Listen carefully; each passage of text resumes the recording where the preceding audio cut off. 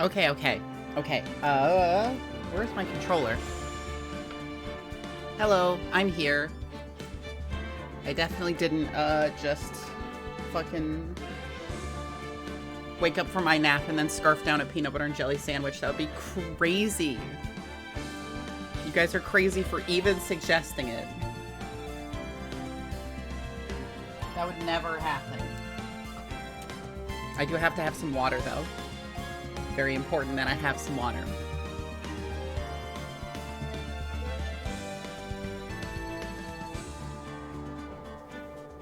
Okay. We have water. Alright, let's get going. We've got to break several laws before the stream is over. I think that's required in every episode of Ace Attorney. I think that's very important. But I think we're going into session number 2 of another trial that we started last time, I'm pretty sure. I'm sure it'll be fine. I 100% remember everything that happened last time, so no worries. Hey, Uplink. Hi.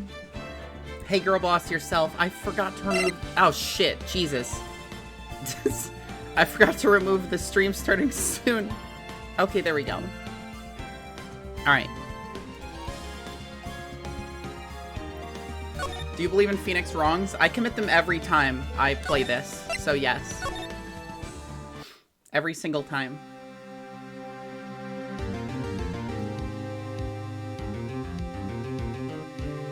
Is the game louder than it usually is?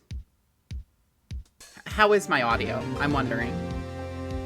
Because the game seems an inch louder than normal, but maybe I'm just, like... It's been a bit. There's no stopping you, is there, Mr. Wright? Huh? What do you mean? You called for Jake Marshall. It seems you've figured everything out. I haven't figured anything out.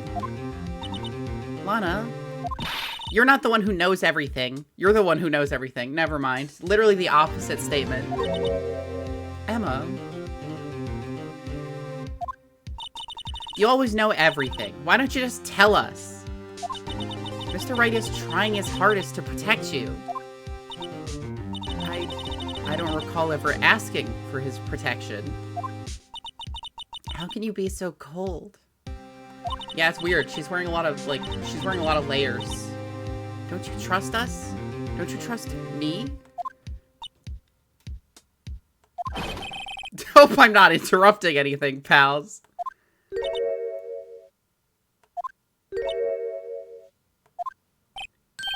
Oh, guess I am. I'll come back later. Wait, Detective Gumshoe, what is it? You've got a lot of nerve, pal, making a detective run around while on duty. And to top it off, you call me here. I've seen happier people at funerals. Sorry, detective. You better be, pal. Hey. Hey! I didn't see you there, Chief Prosecutor Sky. That's okay. So, have you brought what I asked? Oh. You mean this, right?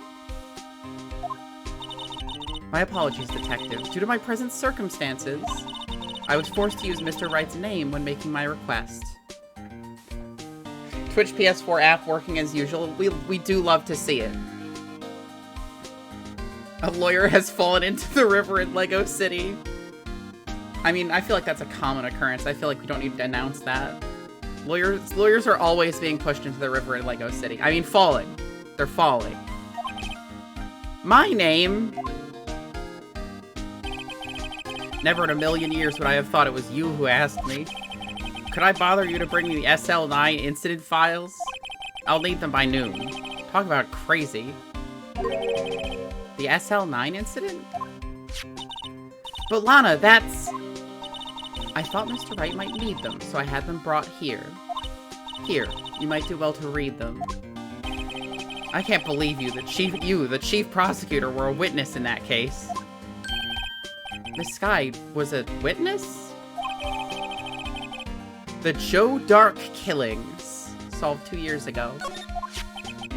Take it from me, you don't want anything to do with serial murders. Murderers. No murders. Which means you have to get up. Oh, that hurts. Oh, what? Now that I've brought you your stuff, you're just gonna ignore me? Emma, but why? Why is your name in here? What? My name's in there? I don't know. Unless... No, it couldn't be. Lana, this SL9 incident, is that... That's the classification number the police filed it under. 2 years ago, the rest of the world knew it as the Joe Dark killings. Is it Jover for him? It was Jover for the people he murdered. The Joe Dark... No, Lana. That's over with. No! Well, there goes Emma. Emma, wait! Oh, there she goes. You know what? I just remembered I gotta be somewhere. Sorry, pal, but I'm out of here. And he is also leaving. Okay. Jake Marshall, Angel Star, Damon Gant, Miles Edgeworth. Not to mention Lana and Emma. The joviality of it all. Everyone, I don't, like, guys, you can't just make you can't make light of these. They're pretty dark. Everyone involved in this case is connected to those killings 2 years ago. This can't be just a coincidence. I don't know why quotation marks around coincidence. Did somebody say that it was a coincidence? Knowing you just might be able to figure it out. Time to get back to the trial, Mr. Wright. Best of luck. I better take a good look at this file, which I can do right now.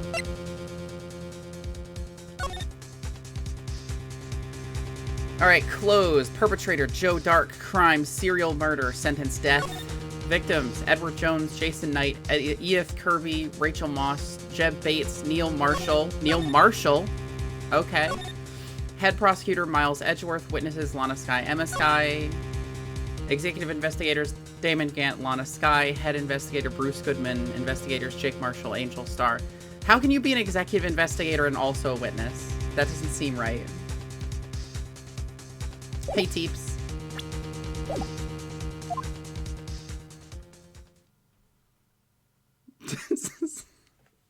That was me eating that fucking peanut butter and jelly sandwich I had before the stream. Was speed hungry. Oh, it saves right after that. I had to, I like manual saved at that point. Oops. I didn't know it was gonna save.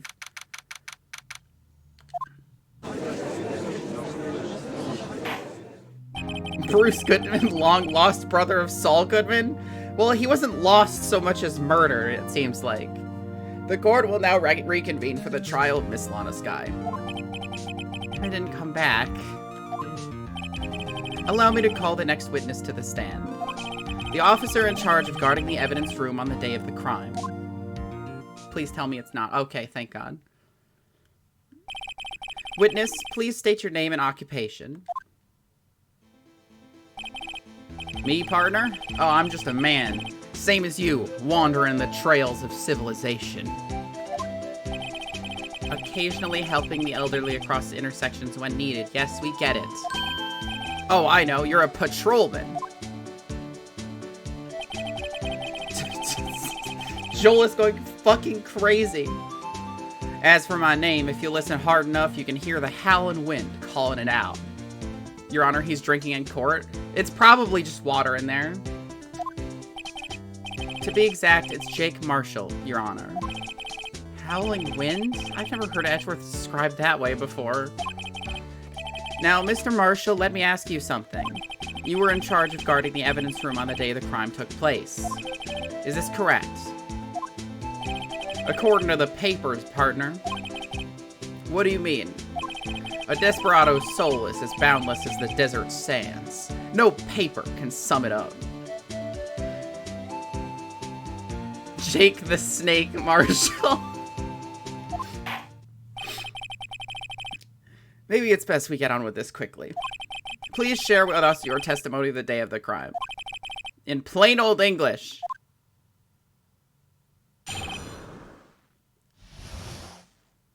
Jake from State Farm Marshal. It's, oh yeah, it's cactus juice. I guess that's fine. My job was to keep a wary eye on that bone orchard. They said I was supposed to make rounds 3 times a day, but that just ain't my style.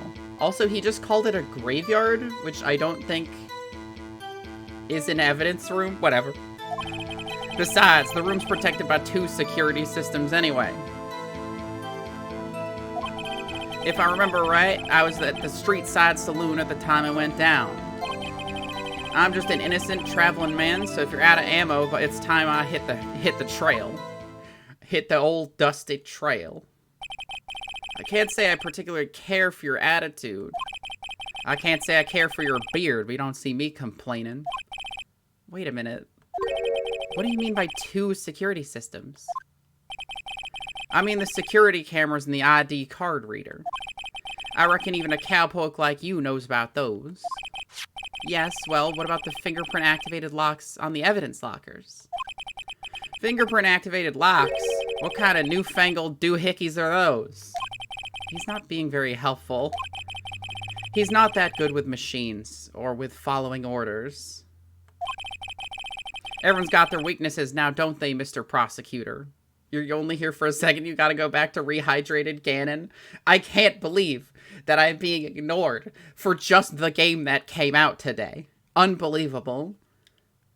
Testifies I was drinking while being absent from my job while someone was murdered. Yeah, you know, normal stuff. Everyone's got their weaknesses now, don't they, Mr. Prosecutor? This one seems like trouble. Okay, Mr. Wright, he's all yours.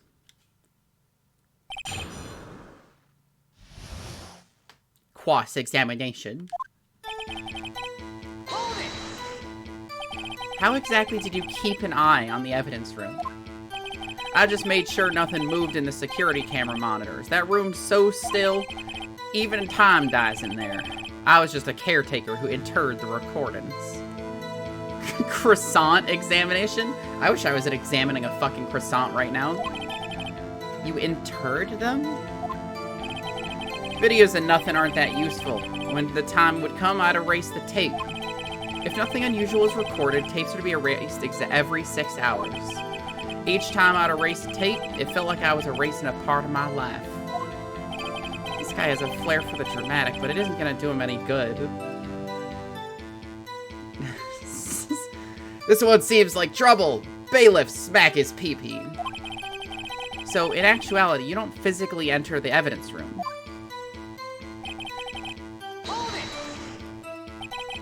But you made your rounds on the day of the crime, right? Ain't you heard a word I said, partner? I told you that ain't my style. I'm afraid I don't understand. No desperado I know lets rules get in his way. No desperados I know join the police force. So, Officer Marshall, on the day of the crime, just between you and me, I didn't set foot in the evidence room that day. There was a rubber glove stuck in the victim's locker. Do you know anything about that? Sorry, partner. Can't say I do. I told you I never do my job, idiot. You know I never do my job, you damn iguana. I haven't been in that crypt in weeks. How does this guy avoid being fired? Protected by 2 security systems. You used to be a detective, so you used the evidence room in the past, correct? Of course, back in the day my locker was a gold mine of evidence. And yet you didn't know about the fingerprint locking mechanism? Sorry, partner. I ain't good with machines. Who's ready to watch Badger Cam again? I am! I love Badger Cam. I couldn't even tell you how a bike works. You can visually see how a bike works. Jesus Christ, man. That's quite, incredible. The sensors on the locker handles cannot be seen. It's well known that some detectives are unaware of their presence. Now that he mentions it, Detective Gumshoe said something like that, too. Judge, that man has a knife in a government building. Kill him. Oh my god, that reminds me when I went into a courthouse.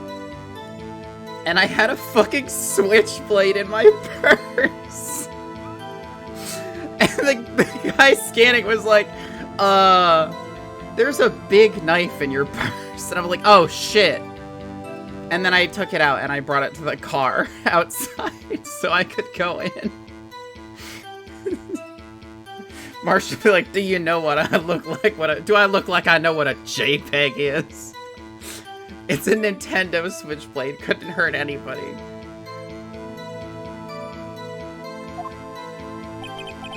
At any rate, it doesn't seem that this is relevant to the crime.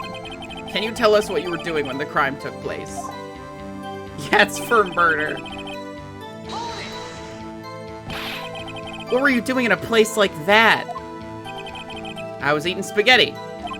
Not even Angel steak lunches can beat that parlor's Vagnol sepia pasta. Vagnol? Vagnol sepia pasta? Sepia pasta? That sounds disgusting. Discord reminding me again they're filing off her serial number. Literally I cannot fathom the reasoning behind Discord's decision to do that. Like, I haven't the slightest idea. Do you mean to tell us you abandoned your police duties to eat some noodles? Based. Not all desperados eat tacos, partner. That's not what I meant. I hope that this at least has taught you a lesson. Sepia pasta, squid ink pasta? Ew. That's strange. This is usually where Edgeworth says, did you not want to raise this year?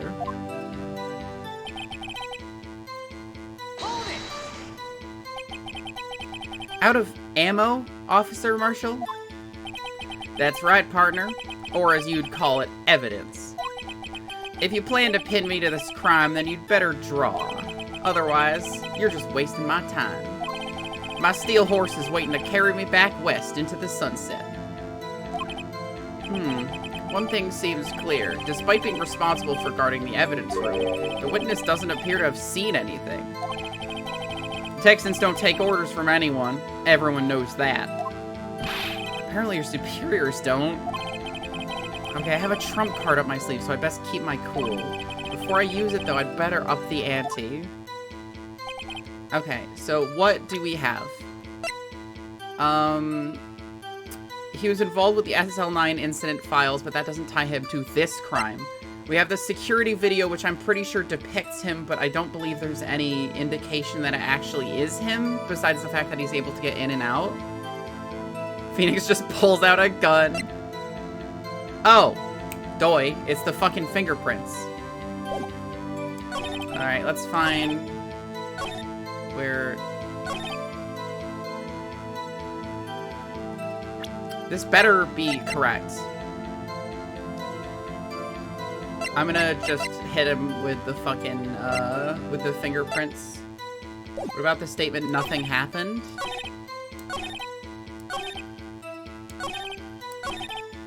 Keep a wary eye. Rooms protected by 2 security systems. I was at the street signs, so it's either... I think it would be this. So play the video first, maybe. The fingerprint is the trump card. Play the video first. Maybe? I'll try it. Wait, let me check the... What is the present? Like the check. It's just looking at it. Okay. Okay, that's just the whole video.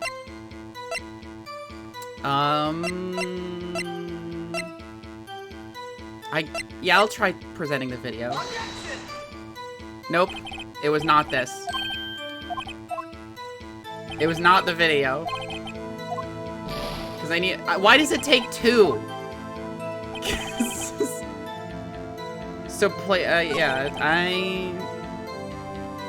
Badger Cam bites you in the ass again. The Badger Cam has done nothing but help me. I'm gonna hit him with this.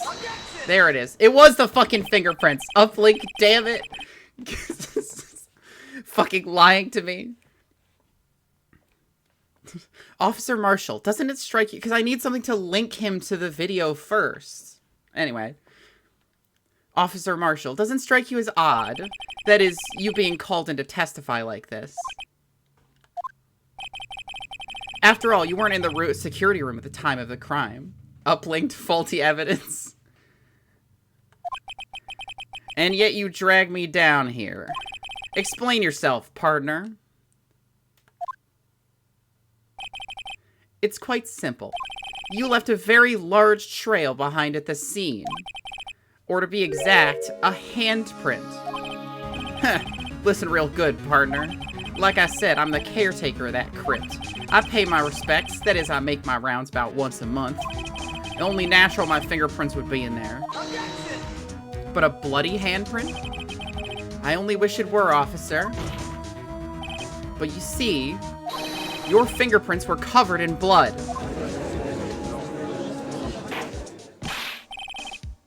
Witness, what is the meaning of this? Your blood-stained fingerprints were at the crime scene? The blood was wiped away. However, a luminol test clearly revealed this. Well, Officer Marshall?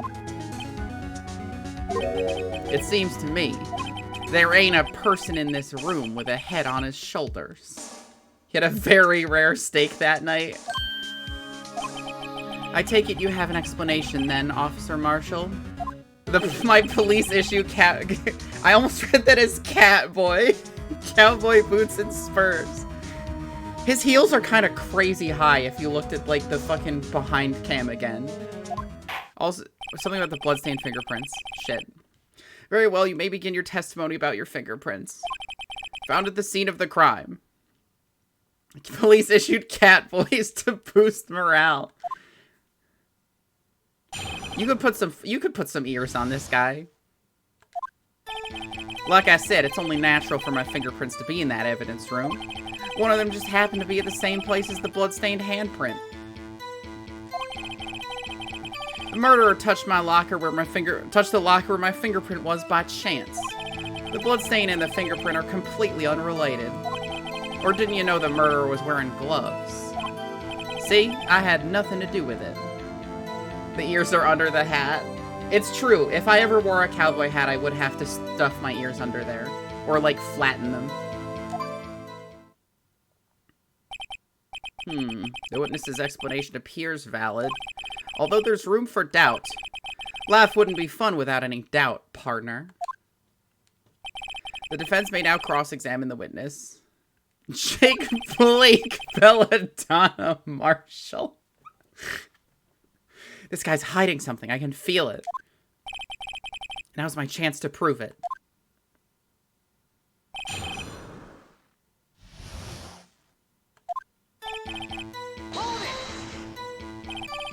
That's because you, how did you put it? Pay your respects once a month. Yeah, that's right. That and one more thing. That locker happens to be mine. What? What do you mean? I mean what I said. That's the locker I used when I was a detective. The locker I still use. All that's in there now, though, is a heap of broken dreams. I see. It'd be strange if my prints weren't all over that locker. Apparently his fingerprint data was never removed from that locker's programming. He must have been using the fingerprint lock all this time without ever knowing it.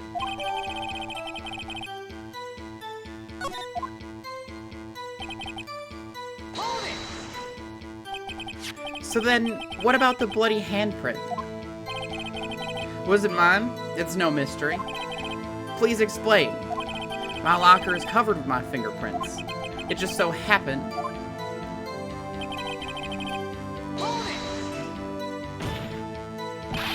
The chances of that happening are 1,000,000 to 1. On the contrary, one could argue just the opposite. Oh, petting. Yay. The chances of that not happening are 1,000,000 to 1. Get one thing straight, partner. You ain't gonna get no reward from me with a mere fingerprint. You wanna know why?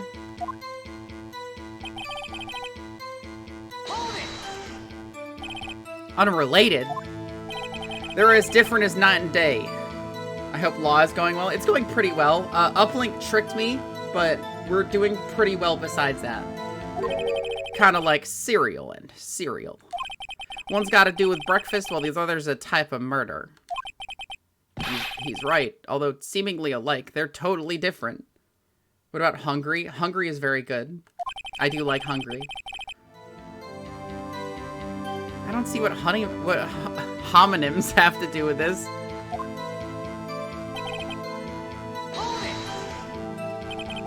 How do you know that? I may be a loner, but I still do my job. I keep up on the reports. Where's Kate Drip? You have to donate 1,000 bits to the channel to be able to use Kate Drip. I'm planning on doing sillier and sillier money-related fucking emotes for the bit tiers. So at this moment, Teeps is the only one with access to it. I may be a loner, but I still do my job. I keep up on the reports. There was a bloodstain at the scene thought to be left by the murderer. That's right. It was found on Detective Gumshoe's locker. Just do that key and be the hats that get more and more insane. However, no fingerprints were detected on that handprint. Oh yeah, I think we tried that too. So that would mean the murderer, wearing gloves, happened to place their hand on top of Officer Marshall's fingerprint. That's the only logical conclusion. Are you starting to get the picture, partner? The picture? This seal of blood in the desert, it's just food for the buzzards. There's only one reality, and that's this. The security tape. So long as my trail isn't in there, you can't say otherwise. Now the tape is important. This isn't getting us anywhere, Mr. Wright. Please consider carefully where you're going with this cross-examination. Yes, Your Honor. Now then, continue your testimony, Officer Marshall.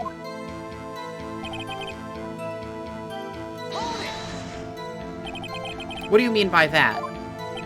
You want to tie me to this crime, isn't that right, partner? If so, that video is the only direct evidence you have. But that video is next to useless. It's full of blind spots. Yeah. Blind spots. Places you can't see. Idiot. Fucking moron. The camera's panning back and forth. The floor isn't shown. If someone was familiar with the camera's position, they could leave the room without being caught on tape, which I believe is what he attempted to do. Objection!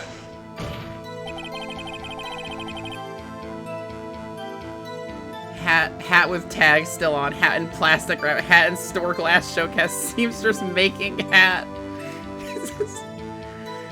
We don't have time for your speculations, Mr. Wright. Well, Mr. Wright, if you can show us evidence in this video that indicates if Officer Marshall is present, please do so now. Yup. Easy peasy. Very well. Allow me to point out your mistake, Officer Marshall. Tread carefully, Mr. Wright, or you might wind up being the one making the mistake. I either have to point at his own locker before the jacket is in it, or after. I assume it's before, but it might be after. Show us this incriminating evidence of the witness. Officer Jake Marshall.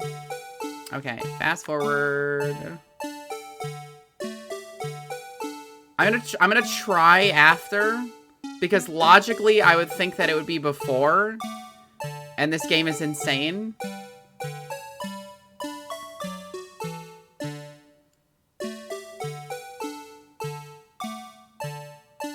Okay.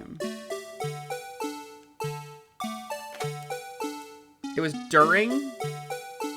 We can't do during. It's not looking at the locker during.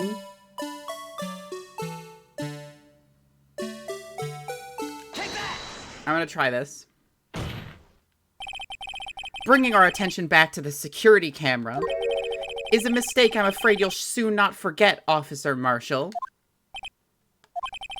The days are short in Texas, and so are our tempers. Ellie's watching Days of Our Lives with your mom. Ellie's gotta catch her soaps, you know? Could you sum up what you have to say in 8 words or less? Very well. That's 2.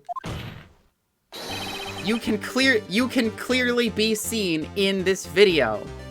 That's 8, but he did say 2 words before this, so Marshall is legally obligated to shoot him. Exactly 8 words. Not bad, partner. The key lies in a certain locker shown in the video. I don't think I've ever watched a soap. Except for Soap, which is literally a parody of soap operas, which I did enjoy. That locker with the white cloth sticking out of it. That was the witnesses, I believe. Now then, let's rewind the video a bit.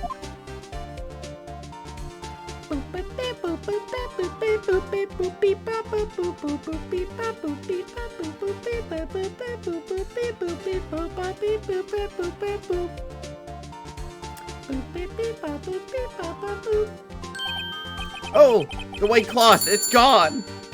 Oh, thank you for following, Void Milo. Welcome to the stream. Hope you're having a good night. Back in my day, we had one television. It had to be on ABC every day at 2. What's the meaning of this, Officer Marshall?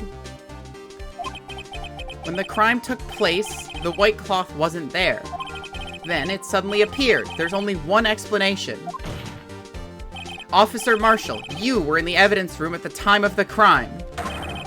What's more, you opened your locker while the camera was turned away. No matter how much your outfit kicks. Hold your horses. Sorry, partner, but you got the wrong man.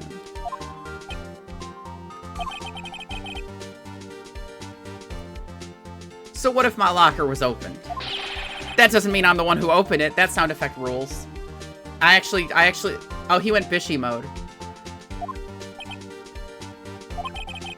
The murderer needed to hide something, so he opened a locker and stuck it in. It's not my fault he happened to choose mine. I think the judge even realized, like, what his fuck up was. Why is everybody staring at me like I'm a wanted man? This guy isn't just playing dumb.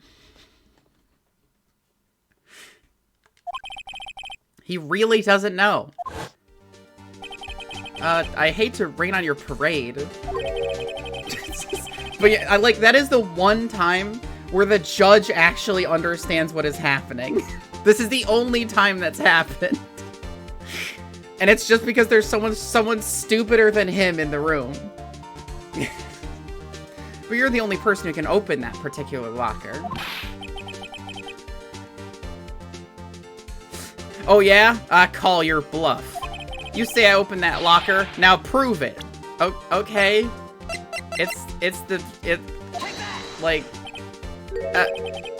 Fingerprint sensor? We talked about this earlier today. Show him your badge. I can just flex on him because I know I'm not going to make any more mistakes. The lockers can only be opened by the detectives they belong to. What kind of crazy talk is this? Well, Detective Gumshoe did mention something about this. In any case, the locks aren't that obvious. There are even some people on the force that don't know about the fingerprint locks. So, Sheriff, what do you have to say in 8 words or less? Oh, he's eating jerky now. Or maybe he's just chewing on leather. I'm not sure. I only got 1 word for you, partner. No! I really wish that he had, like, taken a pratfall, like in a real Western. Order, order, order. Witness, explain yourself. If this is a joke, it's the worst I've ever heard. I assure you, this is no joke, Officer Marshall. Now then, please tell us what you were doing in the evidence room at the time of the crime. Olay, please answer the question. Why did you say that? What is he now, a bullfighter? Actually, that was 3. Yeah. That's alright, Officer Marshall. I believe we could figure the rest out from here. We can? Have a look at these floor plans. There's no place for someone to hide in the evidence room. Yet Officer Meekins didn't see Officer Marshall. If that's so, then where was the witness?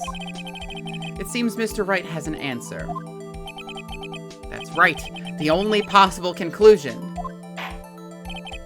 Well then, let's hear it. Where was Officer Marshall at the time of the crime? It's right over here, man. It's right here. He was the Blue Badger all along. Officer Marshall was standing right here. There, but that's where the victim, Detective Goodman, was. Correct. Unless the man wasn't Detective Goodman. I believe the victim in the video is Officer Marshall. It was you, dressed up like Detective Goodman. But that's preposterous. Officer Meekins witnessed the detective at the crime scene. Once he saw the man's face, he'd know for sure. May I point out, though, that Officer Meekins did not know Detective Goodman. He also testified about what the man's reaction when confronted. When I entered the evidence room, I asked him to show his card, sir. Yes, and how did Detective Goodman respond? He suddenly pulled a knife on me! First of all, carrying a knife. Second of all, doesn't want to hold out the ID because their faces are clearly different. He was, in fact, Officer Badman. Something about the officer's story puzzled me. If the man had his ID card, why didn't he just show it? Yes, he would have needed it to enter the evidence room, so he must have been carrying it.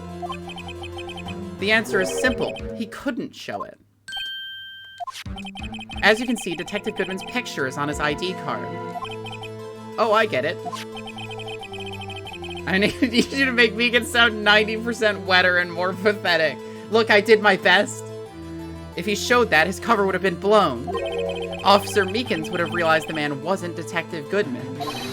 Do you have anything to say to this, Officer Marshall? He's hungry. You've got quite an imagination, partner. We got a term for that. It's called circumstantial evidence. Vegeta would never be a cop, you fucking slanderer. Wait, who said Vegeta was gonna be a cop? Oh, Badman, right. Circumstantial evidence? He's still denying it. You're gonna have to do better than that to break a detective. Unless you have hard evidence proving I dressed up as the victim. Well, his jacket is in your locker, so... It's called circumcision, partner. It's why my dick doesn't have a funny hat. Kate's Meekins' voice. I try to make him sound extremely scared all the time. Except when he's doing his little cat voice. I can't say I particularly care for your uncooperative disposition. I can't say I care for your beard, but you don't see me complaining. That is the second time he said that. Well, Mr. Wright, do you have any evidence proving beyond a shadow of a doubt that Officer Marshall dressed up as the victim?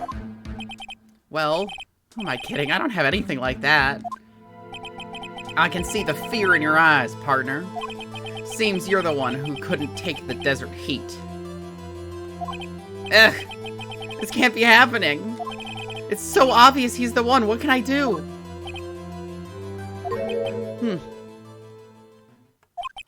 It looks like your lack of experience has finally been exposed. The fear in your eyes calls your bluff. I don't have to say nothing because you're clearly scared of the man with the knife. I'll pass on to you what someone told me when I was just starting out. When you've run into a wall with no place to go, return to the basics. The basics? I like how Edgeworth is coaching me during a fucking, during a trial because I don't have a little girl to coach me at the moment. For me, that would be what Mia used to tell me. Phoenix, try thinking outside the box. I shouldn't look for proof that Officer Marshall was in disguise, but rather I should look for evidence that came about because he was in disguise. He's coaching you because it helps his case. I mean, that makes sense. Edgeworth is a little girl. I don't think you can be a fully grown gay man if you're a little girl. Unless he's got some crazy gender shit happening. Why do you think this locker was opened in the first place? What do you mean? There's no reason for Officer Marshall to open his locker at the time of the crime. Yet he did, despite the chance it might be discovered later as it has been. Which means he didn't originally plan to open his locker. Otherkin, but just actually as a little girl. According to the defense's argument, Officer Jake Marshall dressed up as Detective Goodman at the time of the crime. Yes, it's the jacket in there. Then again, if the jacket was in there, then how was Lana wearing it? Because it has blood in the same place. Kilometers Middleworth. Then, after the crime was committed, he opened his own locker for some unknown reason. Do you guys not see the cloth coming out of there? Like, am I like the only person with eyes? The fact that white cloth is sticking out of the locker seems to indicate that he opened it in order to put the cloth inside. Gamers No Hate genuinely, does anyone know about Otherkin that can tell you? I mean, I've heard about Otherkin. I can't say I, like, know a ton about it. So, just what exactly is this piece of cloth? Perhaps the video is the key to all our unanswered questions. I don't have any evidence, so this video is my only shot. Very well, let's take yet another look at the security tape. After committing the crime, the witness opened the locker to put away the white cloth. Please show us why the witness had to open his locker.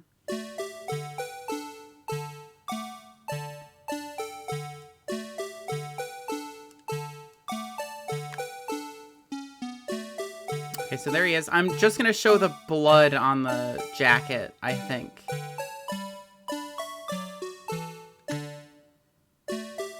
So they're gonna fight. Okay, wait, shit. Fuck. Okay. Okay, there we go. Take that!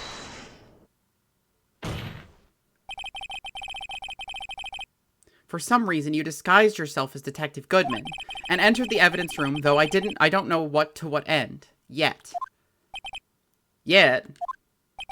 However, something unexpected happened. Officer Meekins barged in on you. Oh, it's posture check. I have to unstick my thighs from this chair. Oh my god, I'm so fucking sweaty. It's so hot in here. Ow.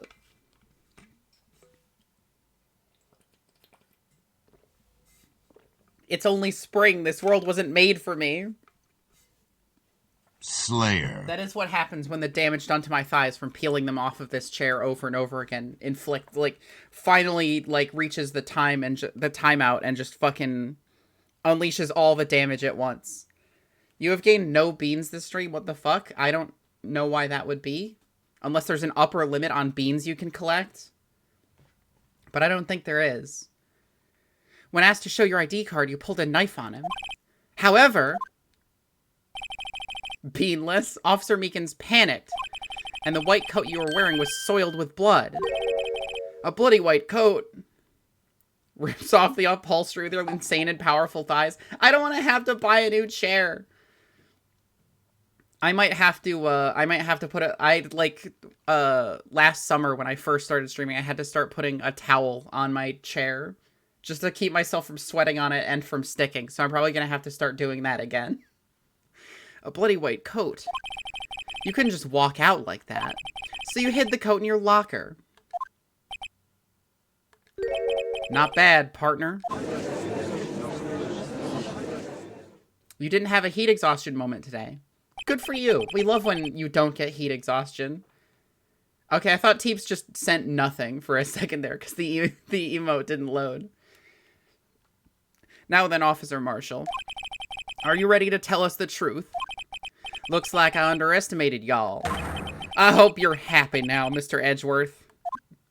Oh god, the fire, it's coming. It's so fast. Actually, no, it's hidden by my ear. I'm protecting the audience. I'm protecting the YouTube, the VOD watchers from the fire.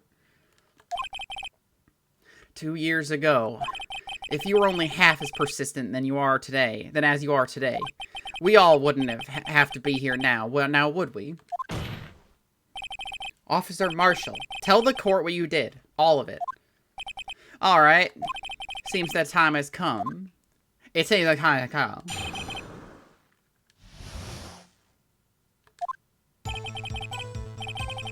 I had to do it that day. I couldn't just stand by and let it die. I stole the detective's ID and dressed like him. I planned to take out the evidence. I wasn't expecting Officer Meekins. I knocked him out. Managed to escape. I knew which areas wouldn't be caught on camera. There wasn't any murder in the evidence room at 5:15. So the supposed victim really was you. But there's one thing I still don't understand. Traces of a large quantity of blood were found on the floor of the evidence room. If no one was murdered, then how could that be? Officer Meekins managed to cut his own hand. My guess is he's the donor. It was way too much blood for such a small donation. It was way too much blood for such a small donation.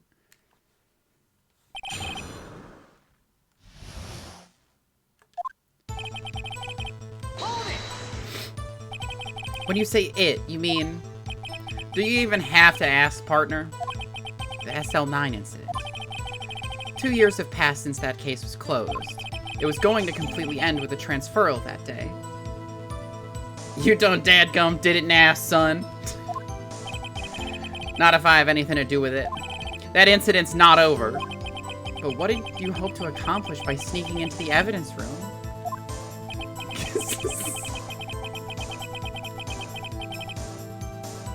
When a case is closed, only that case's lead detective can look through the evidence.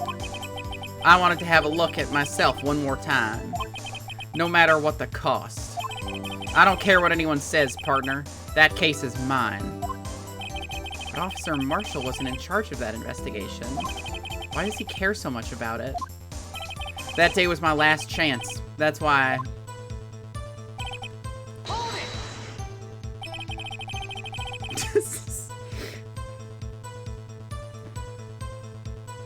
Nobody is getting assigned to beating Holloway with hammers duty, okay? It's not happening. No uplink. No. Too late. No, fuck. Shit. Why did you disguise yourself as Detective Goodman?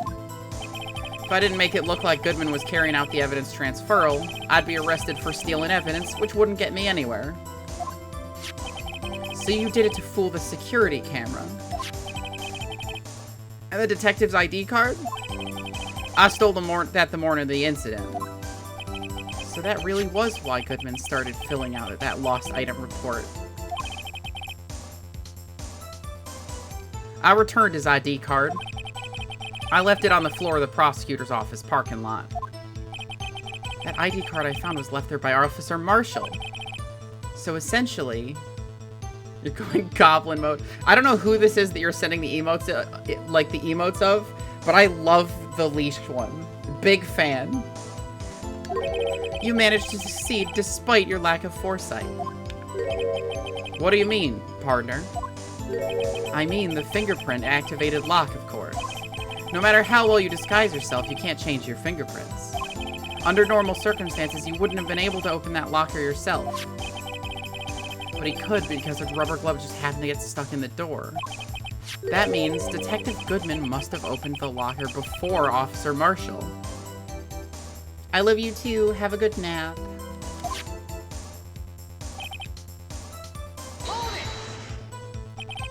You pulled a knife on Officer Meekins and tried to drive him off?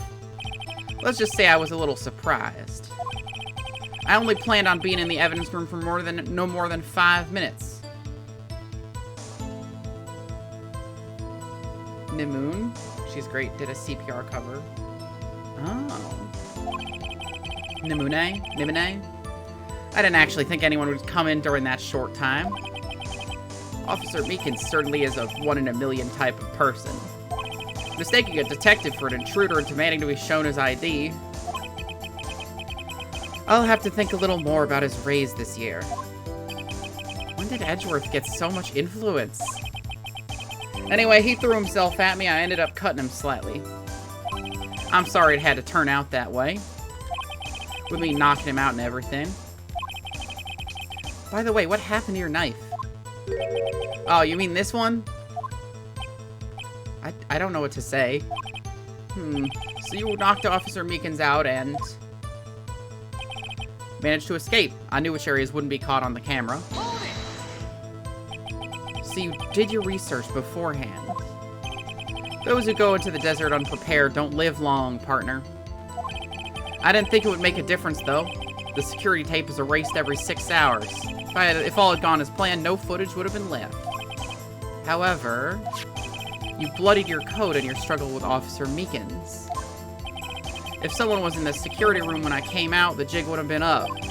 I opened my locker and stashed it in there. What was Officer Meekins doing during that time? What else? He was sleeping like a baby. So what you're saying is, on that day...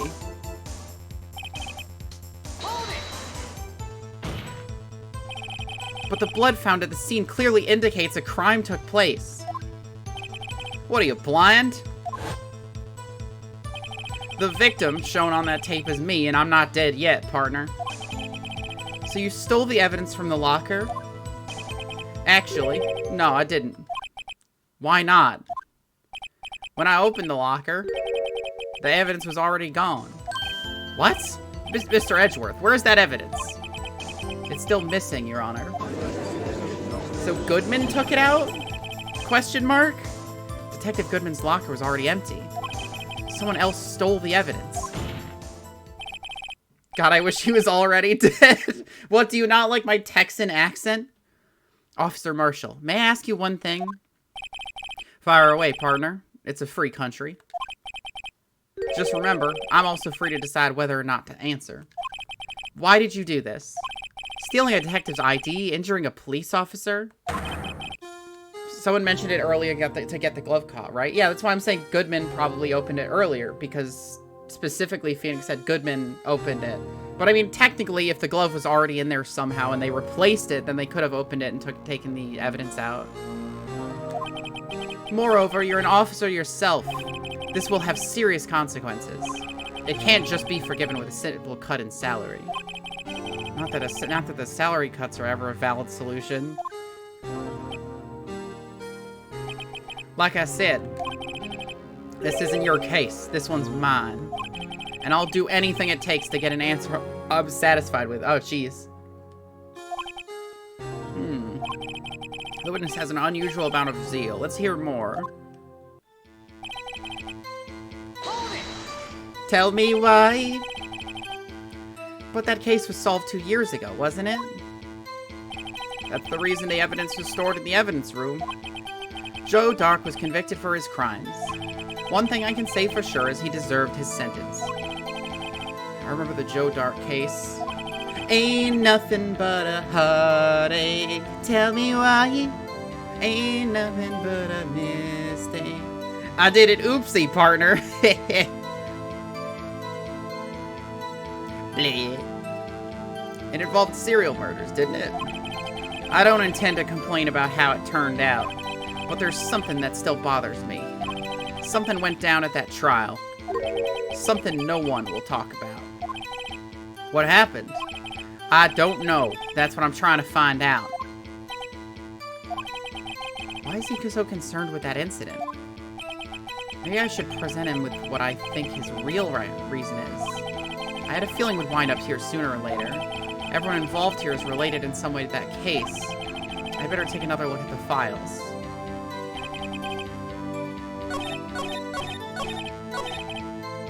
And I do know why, because you were on the case, presumably. Oh, because Neil Marshall, right, yeah. I noted that earlier and immediately forgot about it. Officer Marshall, I think I understand. I think I know why you care so much about the SL9 incident. Sounds like you've been sipping too much cactus juice, partner. I have the SL9 incident file here. Like all good lawyers. Yeah, exactly. The name Marshall is mentioned here. In a list of murder victims. Neil Marshall. Are you related to this man? Neil Marshall. Yeah, I'm sure you've heard that. I'm sure you heard the name. 2 years ago, he received the same lousy prosecutor award you got. What? A prosecutor? He must be talking about the King of Prosecutors Award. Now I remember. Prosecutor Neil Marshall. He handled the SL9 case before I did. That's right. He was killed. And the case fell into your hands. Yeehaw, distraught. But what's his relation to you? He was my brother. Oh, there's no cat ears. Fuck. We were all tricked. He was investigating the murders with Damon Gant, the then deputy chief of police. The group of detectives I was part of worked under them. He was Le Killed.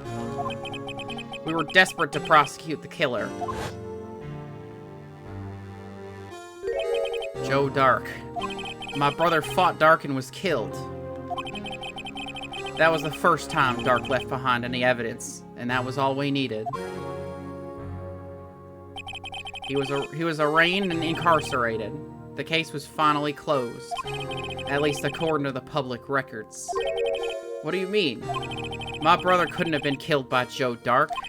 I knew my brother better than anyone. No one could have beaten him in a fight. Arraigned. Arraigned? I don't know. And that's it? That's your reason for your insane actions?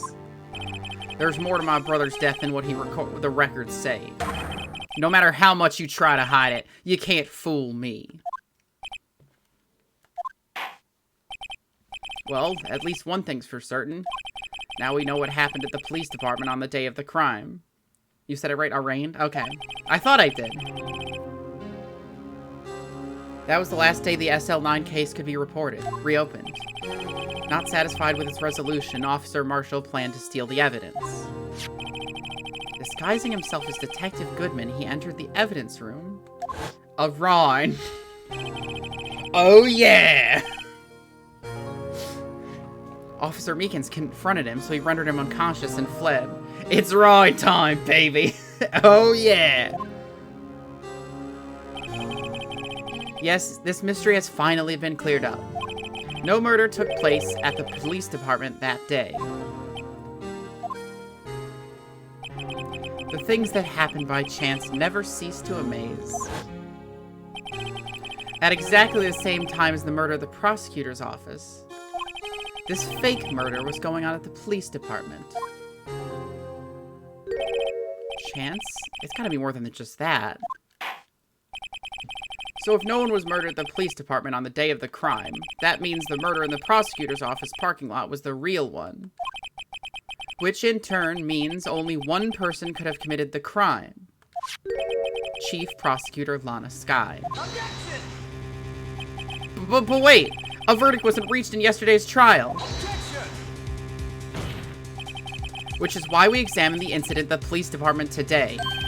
But there's only one reason the defendant was not convicted yesterday.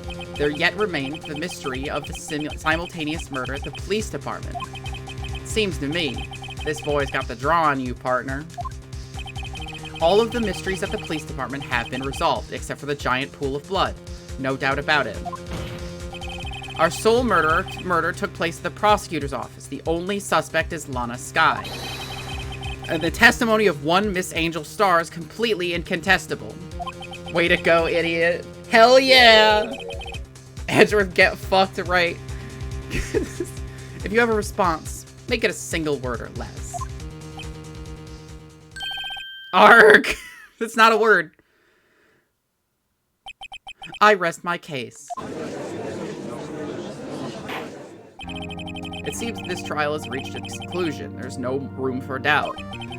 Well done, Mr. Wright. Thanks to you, I didn't need to waste my time disproving the alleged murder at the police department.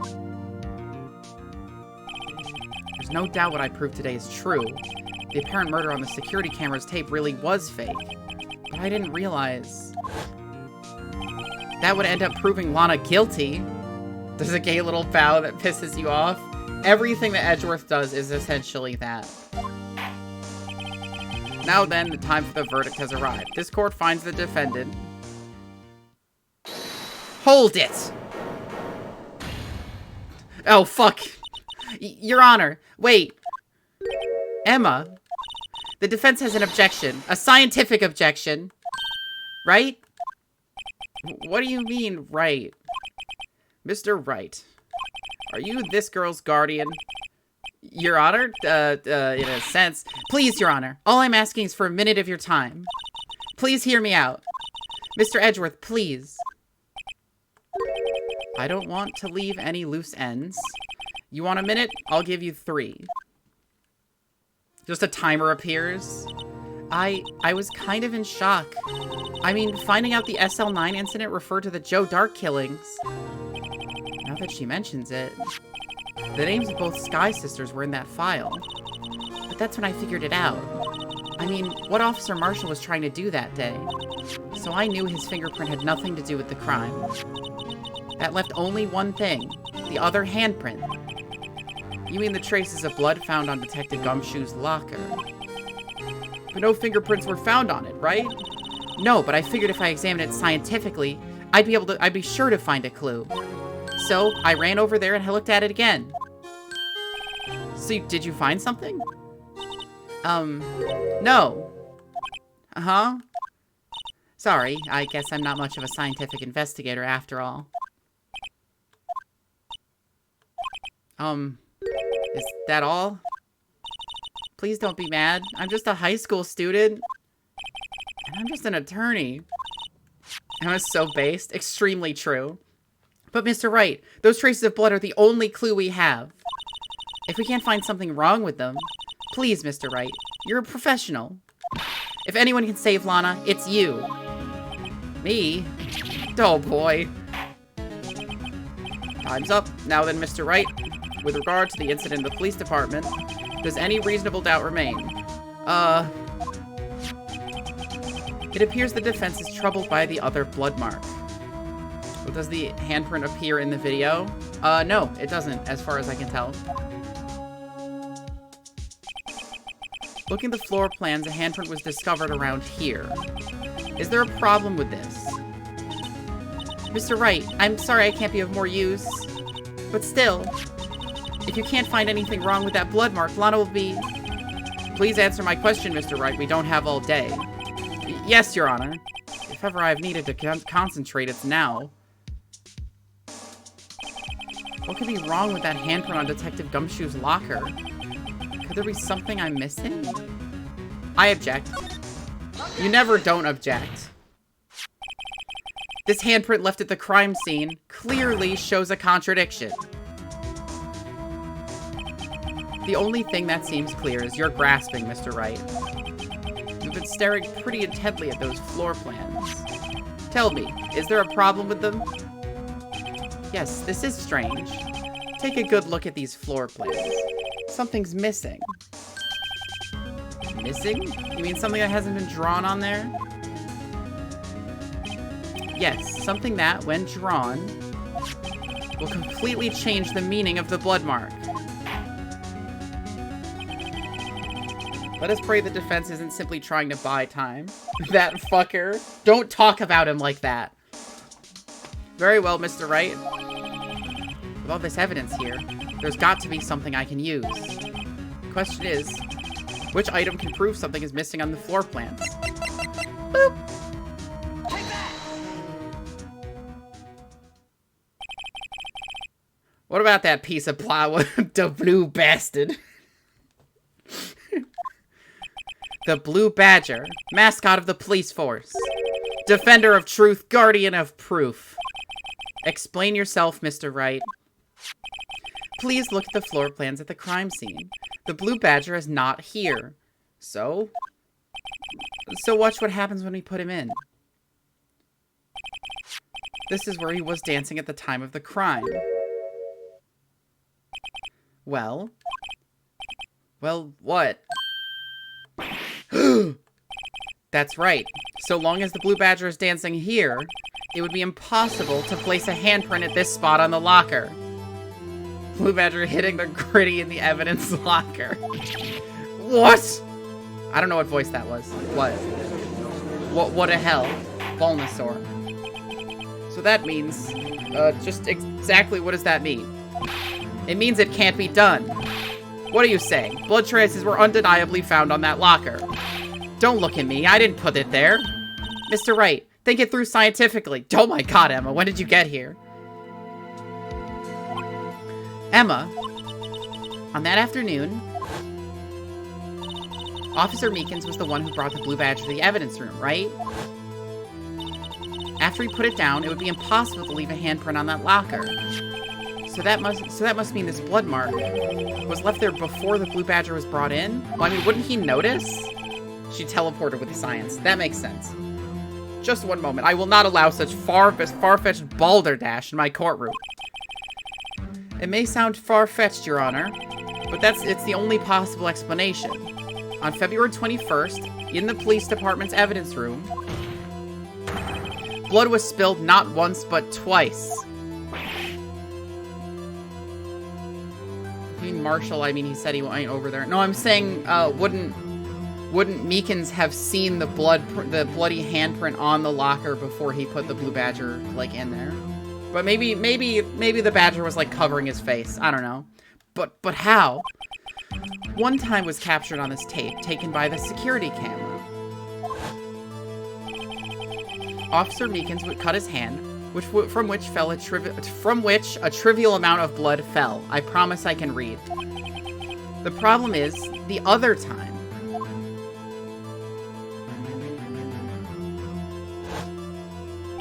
Someone bled prior to the struggle shown on this tape. It had to have been Detective Goodman when he was really murdered. That's ridiculous. I refuse to accept your absurd claim. She can read a little. There it is.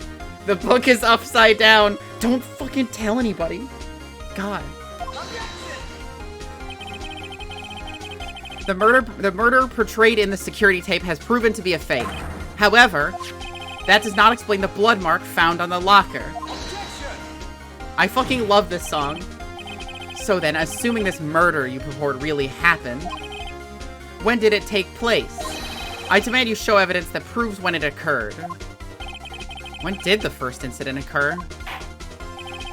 To summarize, the defense claims that prior to Officer Meekins being cut by Jake Marshall, who was posing as Detective Goodman, another incident took place in that evidence room. That's right, the blood mark on the locker proves this. Very well, then tell us, when did this first incident occur? As Mr. Edgeworth said, proof must be presented. Did you hear the Marvel vs. Capcom remix of Cornered? I bet it kicks. Proof that shows when the murder took place. There's only one piece of evidence that can show that, and I sure fucking don't know what it is. Now then, will the defense please present its evidence? What shows when the first crime took place? I mean, I guess it would be... My first guess is the fucking, is this.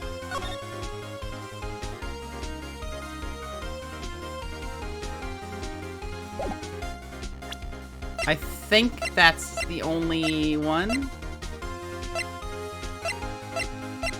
I think that's the only thing that actually has times related to it, so I'm gonna go with that.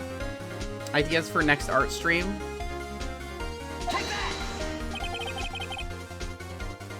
If the crime took place inside the evidence room, then the killer would have had to enter it. And in order to do so, an ID card would have been required. An ID card. Oh! The ID card record. What is the idea for the next art stream? Oh, the Marvel vs. Capcom remix of Cornered. I can put two things together. Officer Meekins brought the Blue Badger panel into the evidence room at, let's see here, 4:50 p.m. If the crime took place before that time, then it would be 4:40 p.m. Ah! Yeah, just accidentally implicating Phoenix's boyfriend in murder. You know how it is. Ah! Miles Edgeworth, just what have you done? I never would have figured you had the nerve, boy. Drop the act, witness. It doesn't take a lot of thought to figure out it couldn't have been me. No, I ain't getting it. I'm afraid I don't understand either. It's clear from the luminol test that the blood was there. However, when the second crime took place, both Officer Meekins and Officer Marshall failed to notice the blood. That means the blood from the first crime was wiped away by the real murderer. I would have had just 10 minutes to murder the victim, carry his body away, and clean up the blood. Unfortunately, it's physically impossible. That would mean the crime must have taken place before Mr. Edgeworth entered the evidence room. Let's look at the chart again. There's only one other card number remaining. 7777777. Talk about a lucky number. But wait, that doesn't make sense. How could Detective Goodman have entered the evidence room? Since there's no record of this card being used beforehand, he must have entered along with the real murderer. That's the only plausible explanation. He went in with 7777777. Wait, was that enough? It's 7 sevens. Mr. Edgeworth, please look into this ASAP. Find out whose ID number is 777777777. That's 1 7 too many, Your Honor. Unfortunately, I'm unable to look up the owner of that ID card. At least, at present. What? Explain yourself, son. The ID number 7777777 belongs to someone with a rank of captain or higher. Someone who is a so-called executive officer. We don't have the authority to inquire into such a person's identity. That is insane. But that's ridiculous. Just how... I'm not finished talking, Mr. Wright. It's mine. Teeps, I knew it! There is one situation in which we can be granted such authority. If an official charge filed against an executive is accepted. An official charge. You're all alike, aren't you? With your cover-ups and your forgeries. That's how the prosecutor's office operates.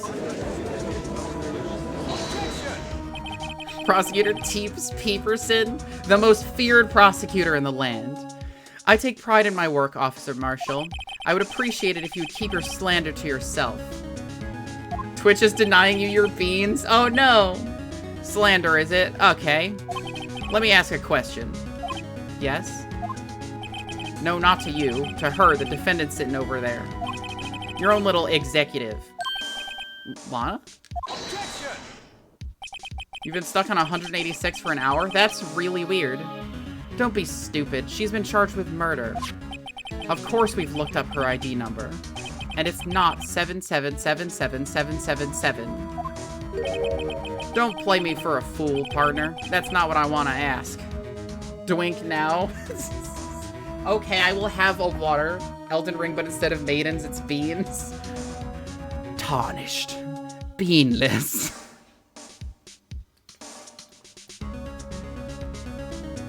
A girl comes up to you and is just like, I could play the role of a bean.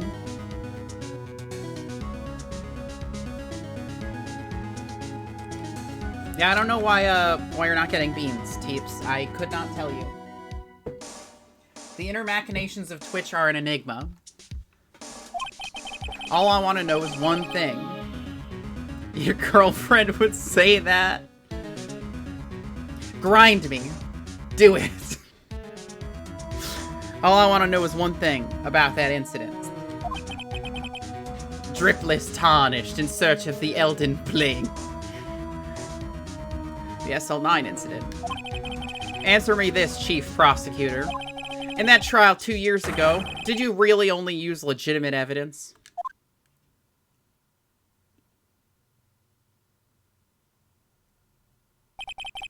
Do you need the witness to repeat his question, Chief Prosecutor?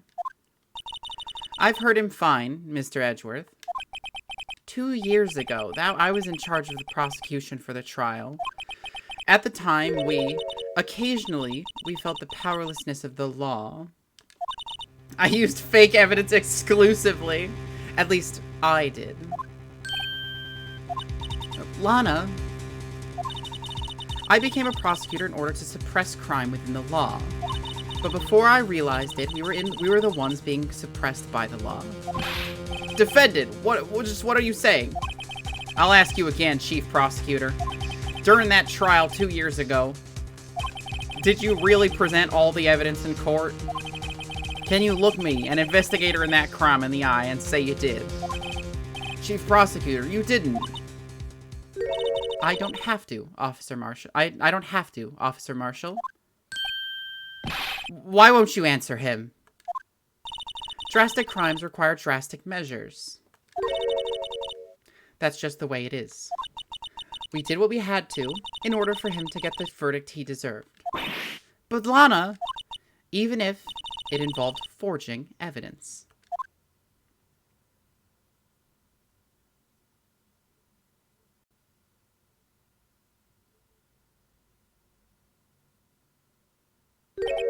See? That's what I'm talking about. No. No! Oh my god, those guys in the stands are going fucking crazy. Lana's remarks caused such a stir, the chaos in the courtroom could not be quelled. Alright, killer. The conclusion of the trial would have to wait until the following day.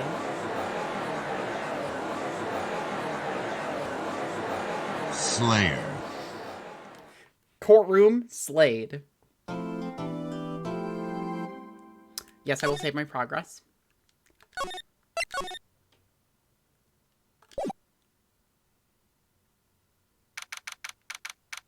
February 24th, 3:12 p.m., Wright & Co. Law Offices. I'm so sorry, Mr. Wright. I'm sorry for what my sister said. Nightmare slain. Send her to the Balenciaga mines? What is that? What is that even? Balenciaga mines? I don't know. It's really repeated. It's just the same thing as before. It's the thing she just said. I didn't know. I never knew that the SL9 incident was just another name for the Joe Dark killings. The crypto mines. Sounds like everyone's heard about these killings but me. Lana wanted Dark convicted so badly. That's why she used me. That's why she used what happened to me. What do you mean what happened to you?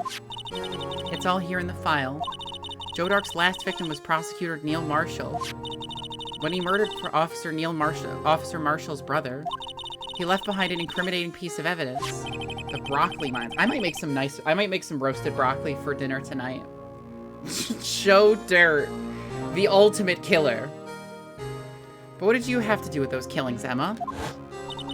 On the night Prosecutor Neil Marshall was murdered, Joe Dark tried to kill me. What? He tried to kill you? Officer Marshall's brother, Neil, was only trying to save me. And then there was a stab sound effect. So that means you... Yes. I was a witness in the Joe Dark trial. I didn't see that one coming. It happened 2 years ago. It was right about this time of the year, too. There was a terrible thunderstorm that day, unusual for the season. I was alone in my sister's office. We were planning to eat dinner together once she finished her work. Then suddenly, this terrifying man came bursting into the office. Joe Dark. It seemed like he was running from someone. He pulled out a knife and screamed at me. I didn't know what was going on. Just then, Prosecutor Marshall showed up. Jake Marshall's brother. Joe Dark tried to take me hostage. But before he could, Mr. Marshall tackled him. Then, what happened? I'll never forget it.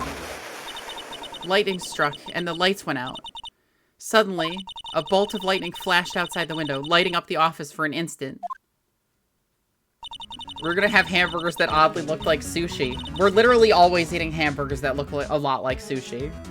What I saw then burned a permanent picture in my mind. I can still see it now. Permanent picture. I don't remember the moment when Dark stabbed Mr. Marshall. So you weren't able to testify about that. No, I was only asked about when I was attacked. Eat your hamburgers, Emma. That must be why she made up the crime. Made it up? You mean provided bogus evidence?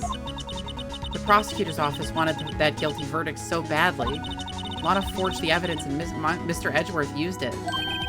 Edgeworth? Yes, but I'm sure he didn't know anything about it. He couldn't have known he was being given false evidence. Eat your fucking chili donut. Eat it now. You'll feel better. Even so, that's when it all started. The rumors about Mr. Edgeworth, I mean. It's all my fault. If I could have just testified properly, none of this would have happened. By the way, hamburger sushi. Huh.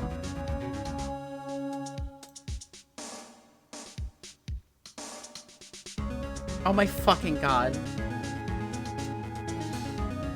That doesn't look good at all. That looks really bad.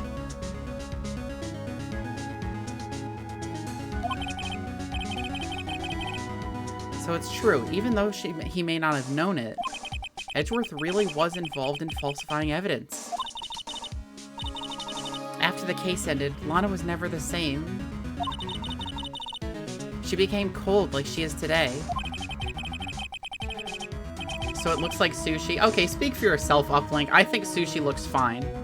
I enjoy a crunchy crab roll every once in a while. She must not have been able to face up to what she did, especially not to Emma. What did you see in the instant that crime occurred?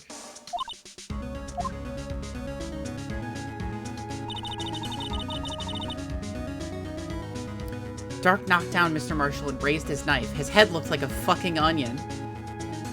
Like, look at this. Look at this shit. His head is a fucking onion. That's not even hair. It's going into his skin. Ironically, you made hamburger fried rice before you only had so much to work with. Oh, shit. Neil Marshall was stabbed right in front of this poor girl. Onion. Onion. I don't remember what happened after that. Apparently, I passed out.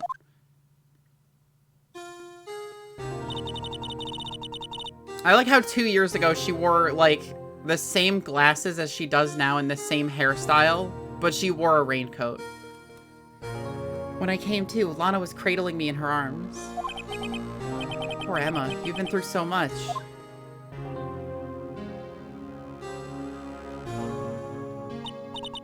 I couldn't bring myself to testify about that instant. I tried, but the words just wouldn't come out.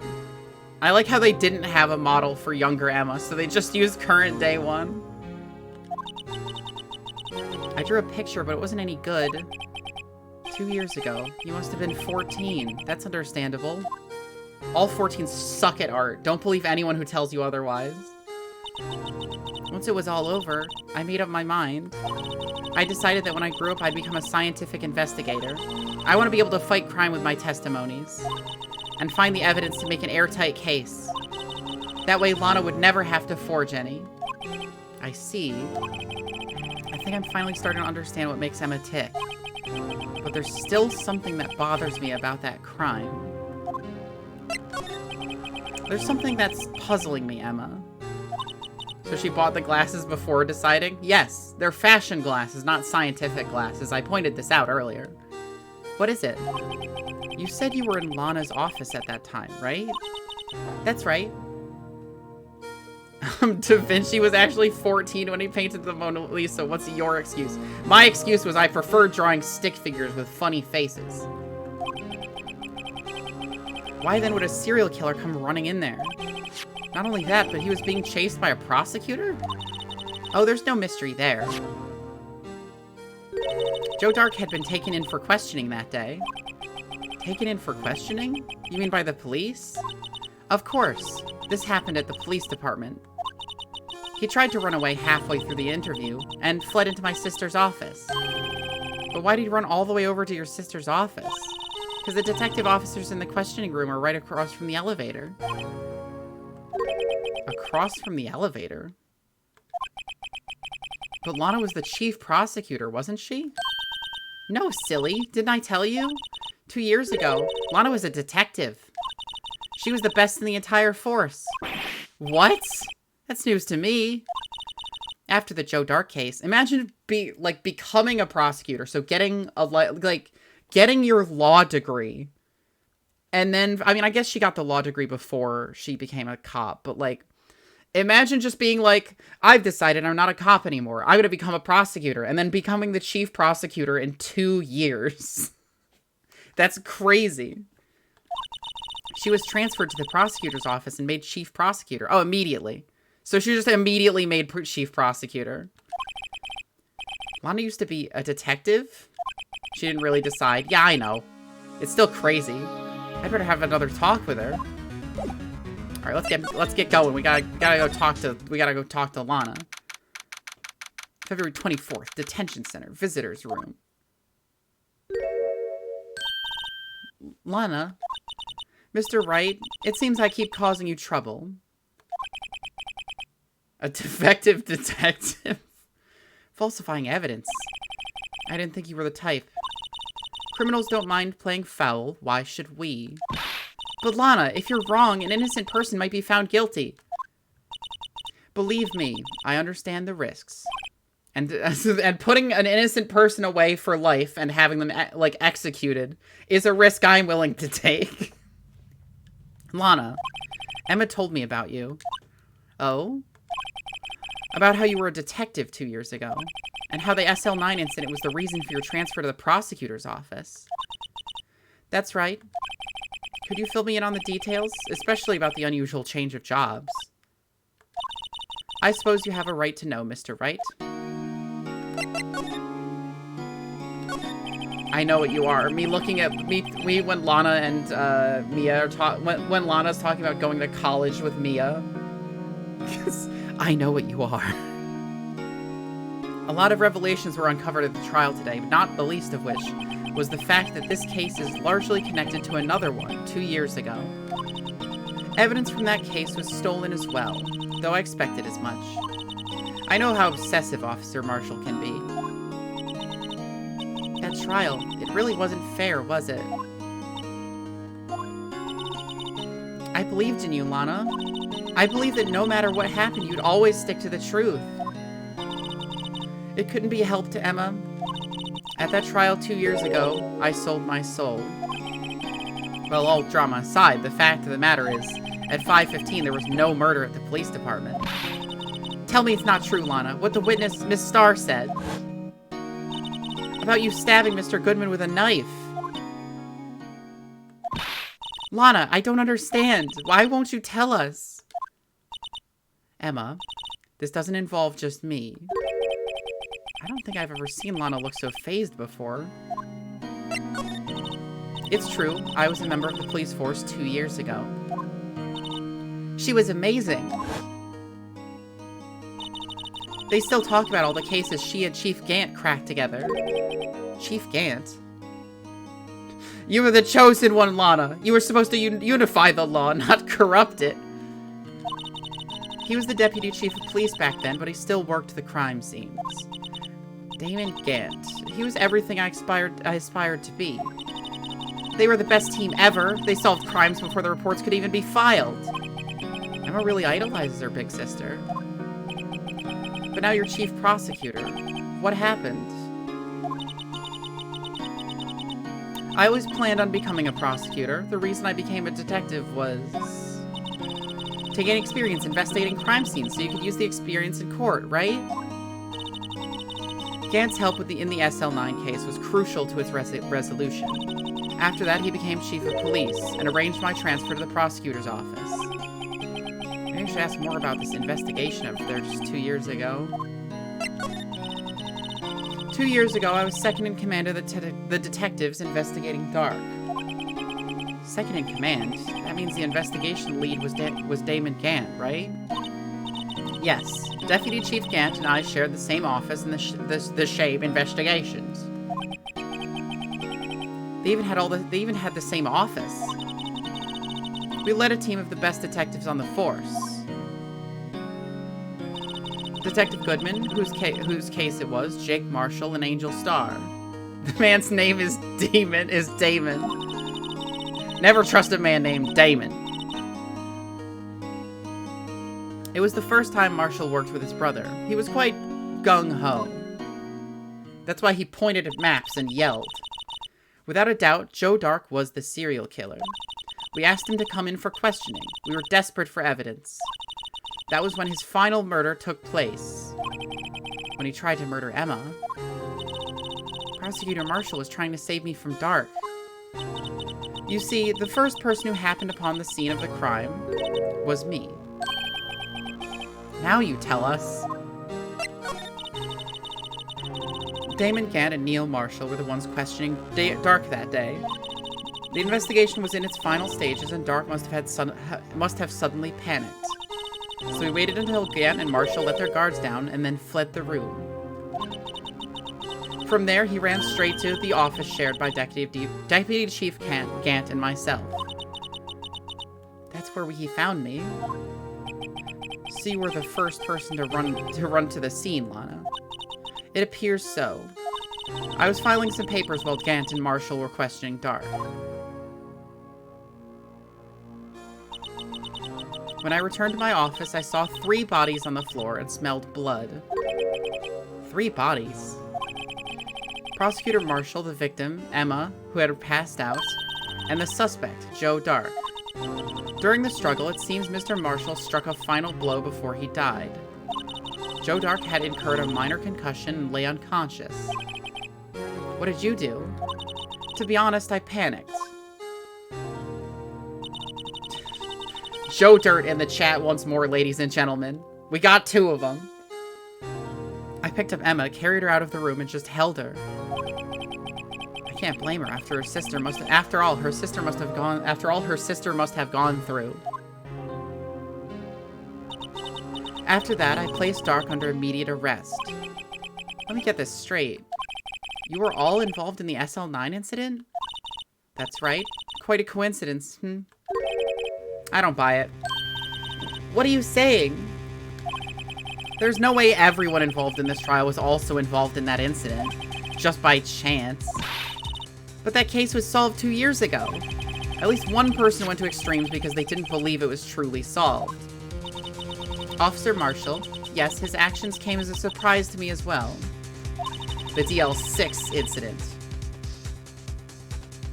2. Ever since his brother died, he's changed completely. He used to not even be a cowboy. He just wore the clothes because it was a family thing. I guess he wasn't convinced with the ruling against Joe Dark. Life doesn't end with the closing of a case. Everyone has to live the rest of their lives with their memories. That case just might not be over yet. Emma was assaulted by Dark at the police department, right? Yes, in the office that Damon Gant and I shared. The office that Mr. Gant now occupies by himself, the Chief's office. Maybe we should have a look at the Chief's office, the site of the final SL9 murder. Alright, later. Square dances sadly. February 24th, Police Station, Criminal Affairs Department. I don't see Detective Gumshoe anywhere. Things seem kind of quiet around here today. You're right. The chief of detectives seems the same, though. Why don't we go look for some other people to talk to? Right. We can come back here later. Oh, okay.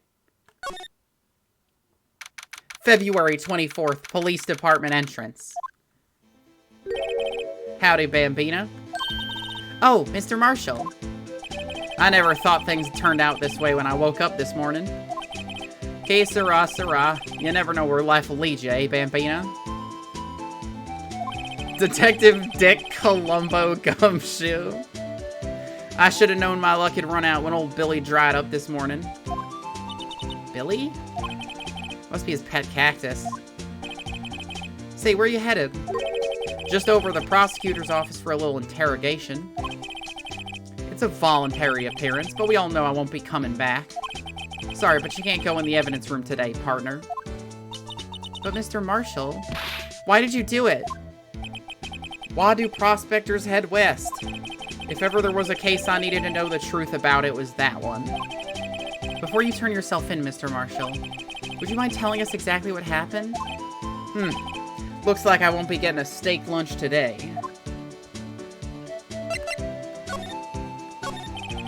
Something was fishy about that trial from the beginning. Que sera sera is a good one. It is. It wasn't just me either. All the detectives thought so. They're gonna kill him. They're taking me out back behind the barn, partner. I ain't gonna see you again. Take my flask. I won't be needing it where I'm going. What do you mean fishy? Some of the facts reported were inconsistent with the evidence we found. For example, the murder weapon. The murder weapon? You mean that switchblade knife with the broken tip? That was Joe Dark's out, alright. But, in the initial autopsy report, a question was raised. A question? The blade of the knife was not a perfect match with the wound the victim sustained. What does that mean? It means there's a good chance that knife was not the murder weapon. However, in the report that was finally submitted, that possibility had been erased. Could the facts have been concealed with forged evidence? That case left behind scars on all of us.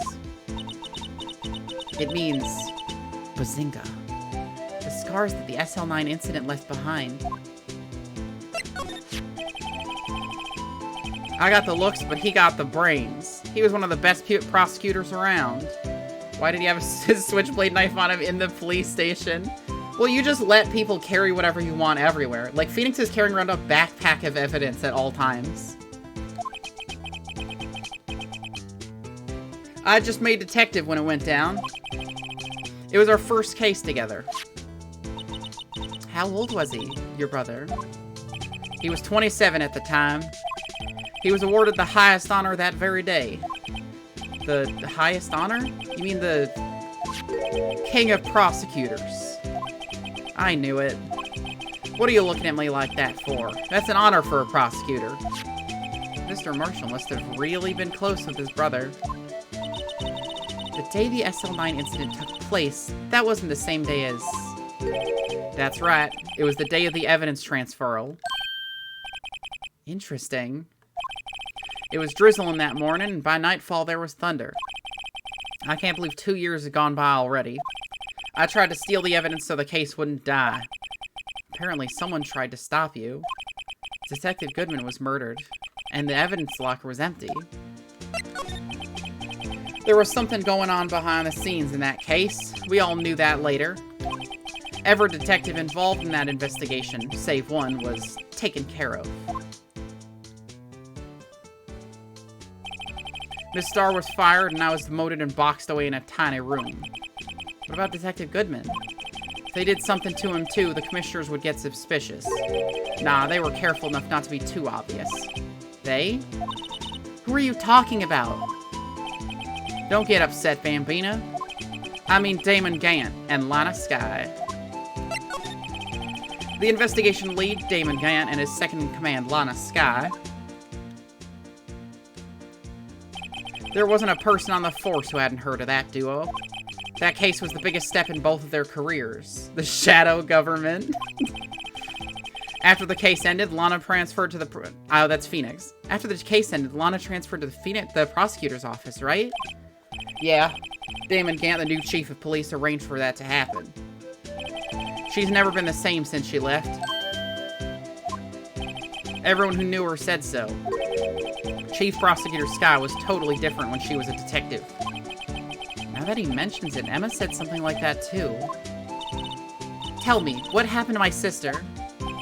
Sorry, Bambina, but her secret is too well guarded. I never found out. Lana's secret. It all started 2 years ago. So there you have it. That's my story. Did you enjoy it, partner? It was certainly enlightening. There's one thing for sure I found out in court today. That boy Edgeworth isn't my enemy. He was the one who used falsified evidence to get a guilty verdict, but someone else was the one who gave him that evidence and planned everything.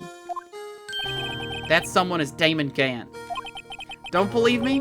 Well, I don't blame you. I wouldn't even be a patrolman after today. I won't even be a patrolman after today.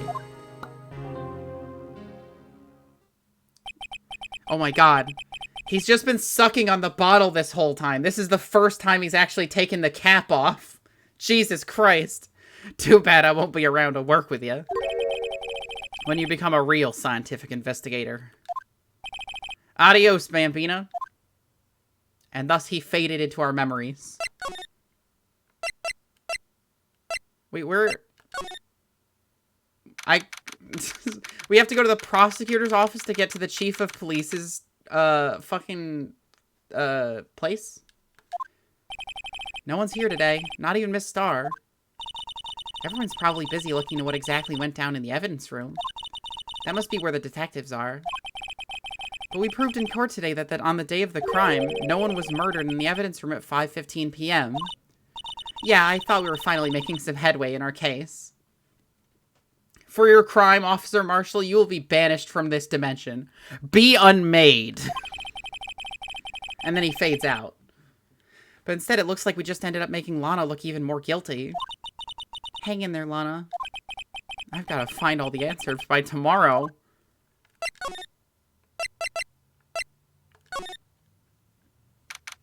February 24th. High Prosecutor's Office. Room 1202. Mr. Edgeworth... Oh, geez. Oh. Mr. Edgeworth isn't here. Maybe he's being questioned by an inquiry committee? Don't worry, he just returned to the cowboy dimension where he came from. That makes sense.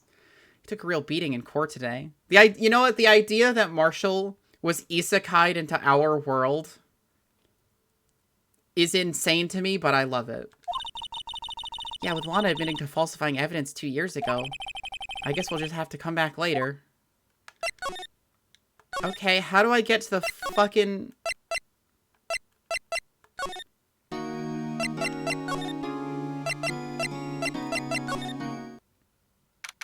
Oh, I guess I have to fucking come back here. February 24th, Police Station and Criminal Affairs Department. Again, this place is always pretty empty, but today it's deserted. That must mean everyone's busy solving crimes. Oh, if you're looking for the others, they're all in the conference room. Thanks. Wow, he actually talked to us.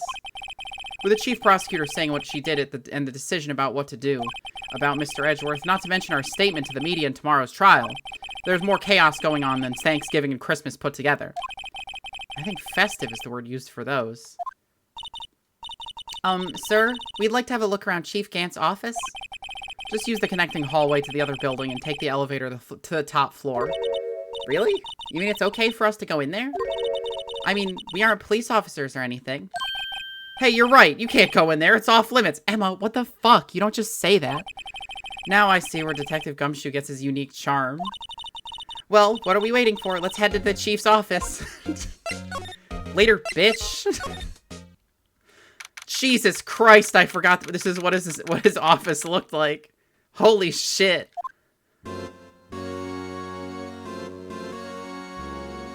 This guy's a freak. Whoa, where am I? In the chief's office, silly. At least that's what it said on the door. Check out that pipe organ. That's real, isn't it? Hey, I used to take the organ lessons in kindergarten. They used to call me Little Miss Bach. Do you think the organ music for his theme is diegetic? Yeah, whenever it's not in this room, he just has like a boom box. He just brings it everywhere. I thought I was a genius until they tried teaching me notes.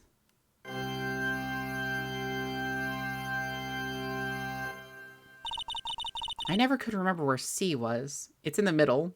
A Walkman, okay, fossil.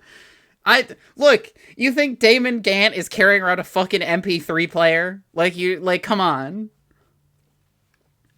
This guy uses cassettes.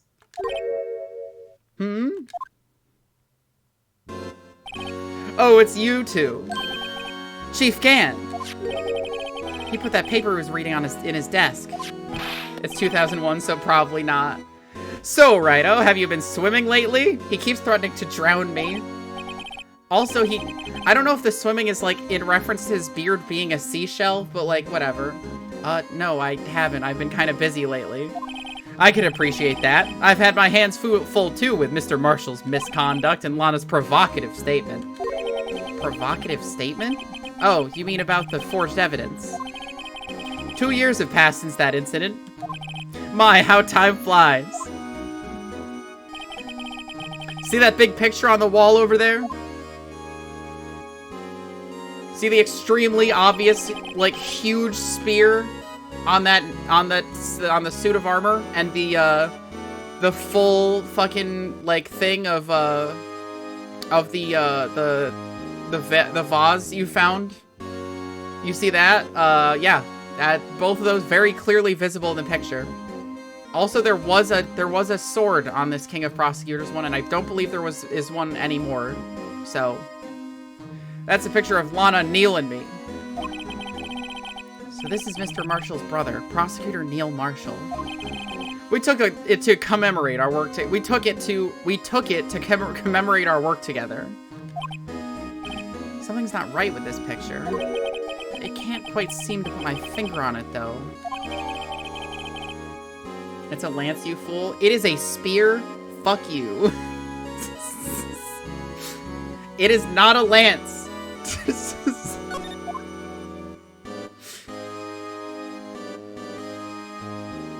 You said sword? Oh, maybe I did. It's not a lance, it's a spear. Anyway, I'd like to reminisce all day, but there are matters that need my attention. I'm gonna lock up here, so let's go out together. Oh. But this office, it was a crime scene 2 years ago, wasn't it? That case has long since been over. There's no need to investigate it anymore. All the same, we'd still like to have a look around. Perhaps you didn't hear me. I said there's no need to investigate it anymore. Now hurry up and get out. I have a meeting to attend. Looks like we aren't welcome. Seems that case isn't over with yet, after all. Isn't over with yet, after all. Isn't over with yet, after all. I don't know why the inflection on that sounds weird to me. What do you mean? Chief Gant denied our request to search the crime scene. That means there must be a reason he doesn't want us looking around in there. You mean like a clue? There's gotta be a way we can get inside the chief's office. By breaking in again. Perhaps you didn't hear me. Get the fuck out of my office, bucko. Ha! Take a long walk off a short pier, my man. Hey, pal. Detective Gumshoe, aren't you supposed to be in the meeting? I'm just talking to him, taking a breather. My feet hurt. From sitting so long?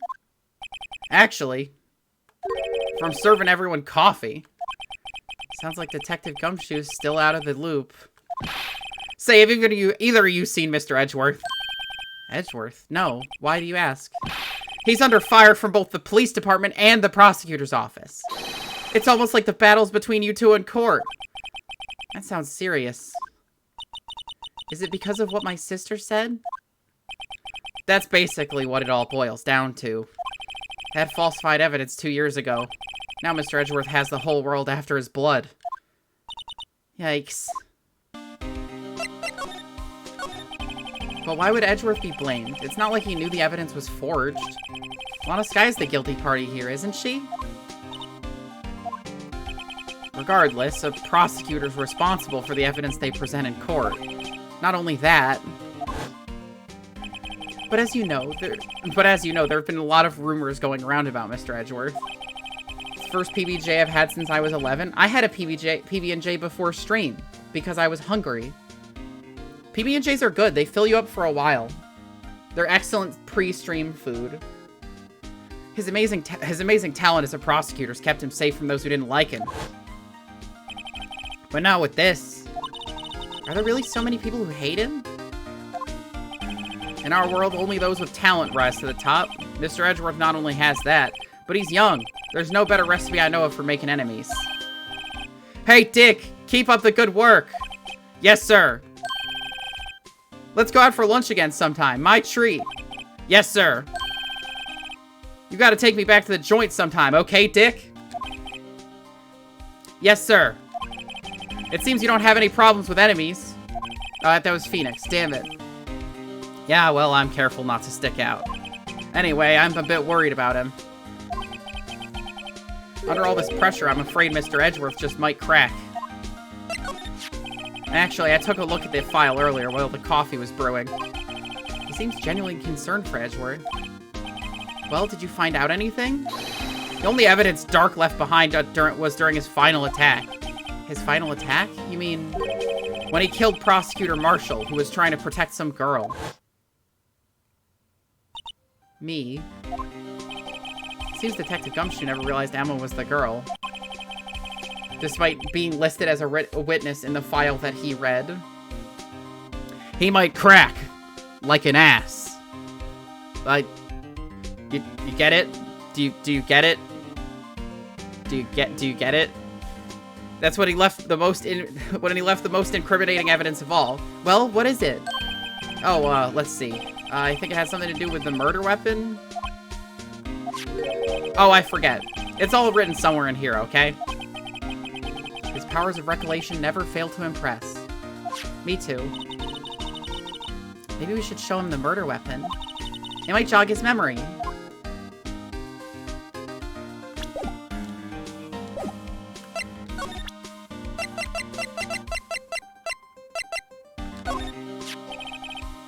About this. Hey, is that... It has a tag attached to it with the label SL9 incident on it. I believe this would be the broken murder weapon you were speaking of. What are you doing with that? Ever since that case was closed, that knife's been locked away in locker. Am I going southern with Gumshoe by accident? On the day Detective Goodman was murdered, this suddenly disappeared from the locker. And was found in Mr. Edgeworth's car muffler. That's it! He dropped a note that said, I killed all those people. Me, John Dark. Signed, John Dark. This is my social security number. Now I remember what that incriminating piece of evidence was. When you showed me that knife, it all came back to me. Well, what is it, Detective? Quick, before you forget again.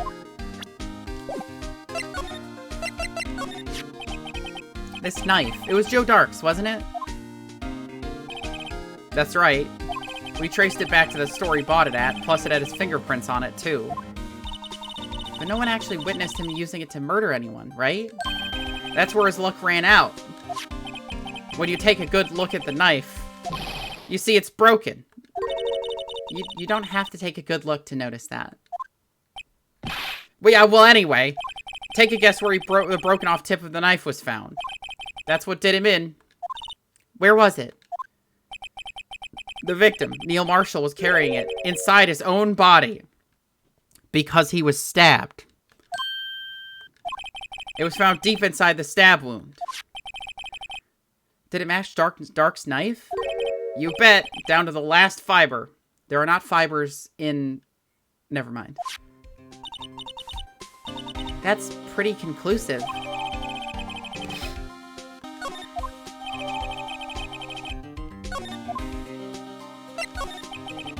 Joe Dark was 42 at the time of the crime. He was just your run-of-the-mill businessman. A businessman? What made him take to serial killing? One day on his way home from work, he's hit someone with his car. With his car? So, it was an accident? An accident, yes, but it transformed him into an animal. He became a furry. An animal? He had a snake fursona, the most dangerous kind of all.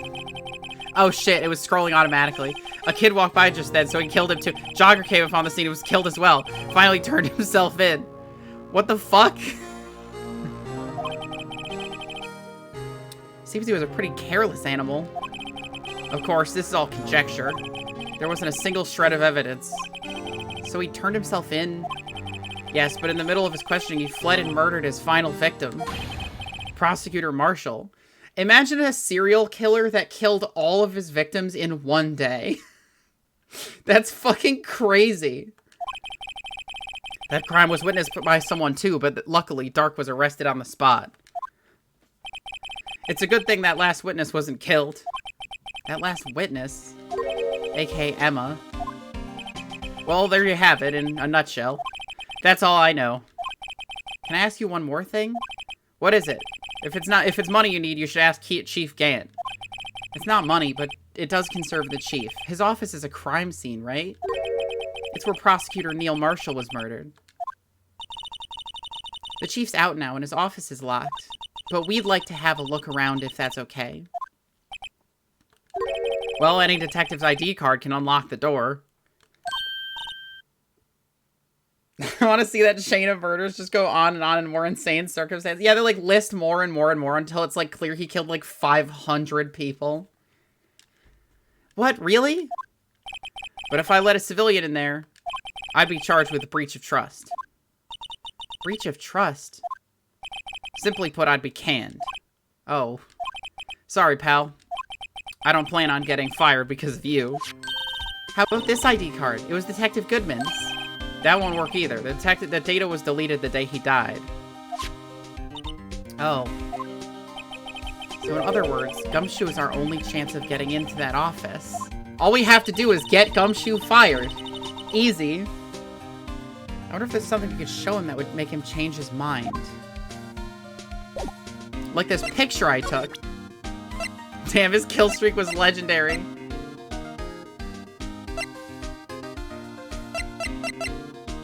Hey, look at this. Okay, so he didn't like that. Oh, jar.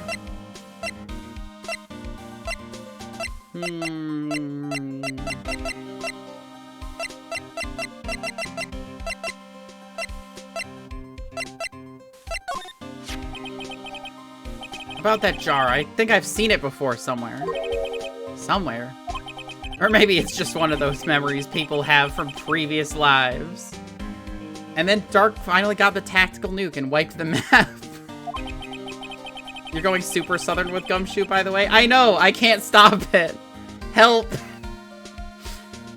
This must be the most uninformative detective I've met. Something about it makes me feel uneasy. It's like I'm in the chief's office and he's yelling at me. Chief Gant? Where could I have seen that before? Oh my god. Yes. He asked where he saw it before. I was gonna show him the picture. Fuck.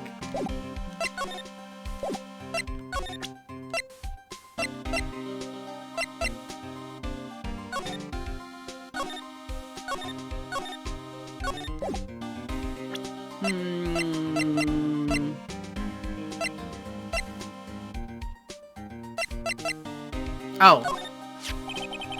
That's the ID card record, isn't it? Yes, there's only one number left to investigate. At 4:20 p.m., the victim, Detective Goodman, must have entered the evidence room along with someone else. Someone with an executive officer number. 777-77777. That's 17 too many, Detective. An executive officer. I just might have a hunch. Fucking really? I have to figure out something else?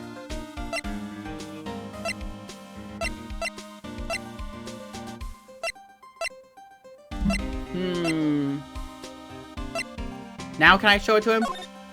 Okay, he doesn't care, still.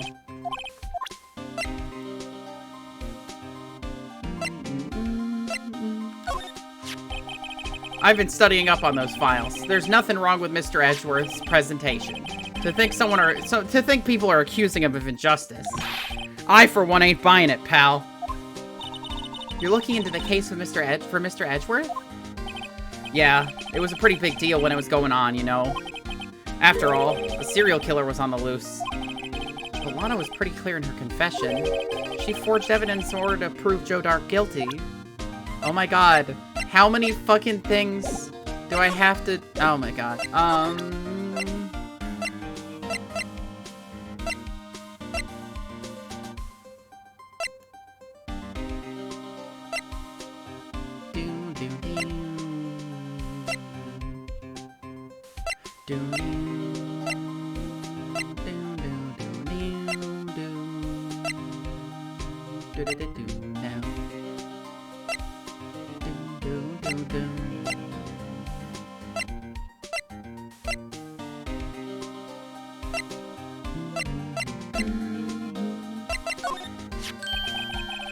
Oh, a lost item report, huh? Very impressive, Detective. You knew what it was right off the bat. Well, I am a master of misplacement, you know. Master? It has such a cool ring to it. The way I see it, if things are meant to be lost, then they're meant to be lost. There's a higher power at work here. Wow, a higher power. Maybe I shouldn't let Emma hold any evidence.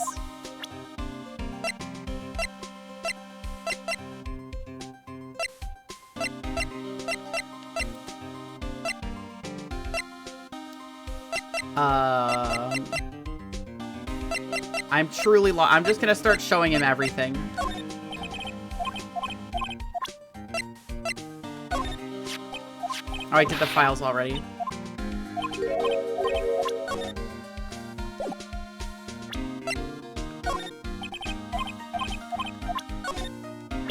Fuck. I can't believe Officer Marshall would do something like that. You know Officer Marshall?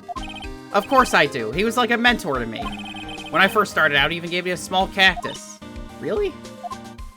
He said, Dick, she'll listen to all your troubles.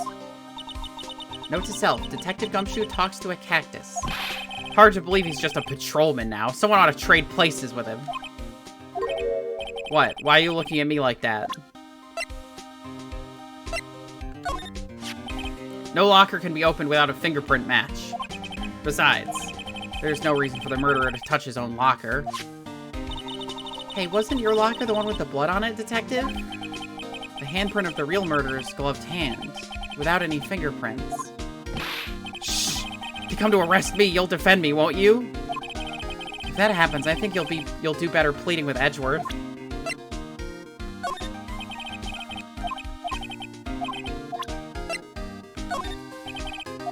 I'm just gonna keep showing him things. Oh, I already did this one. Fuck.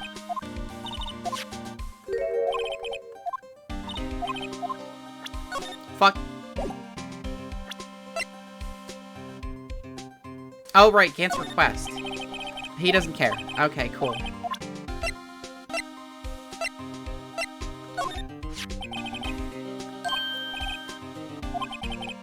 Oh, we already did this one.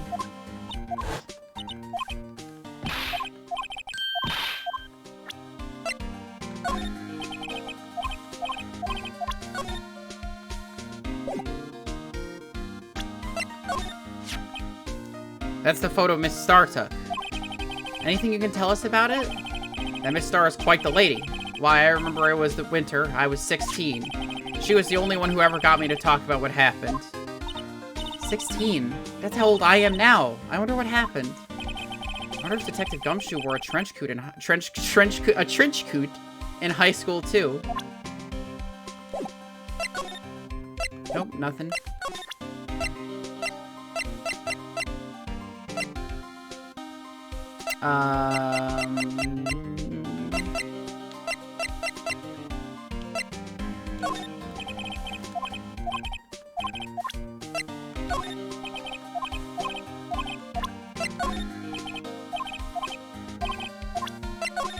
I probably have to go looking for something.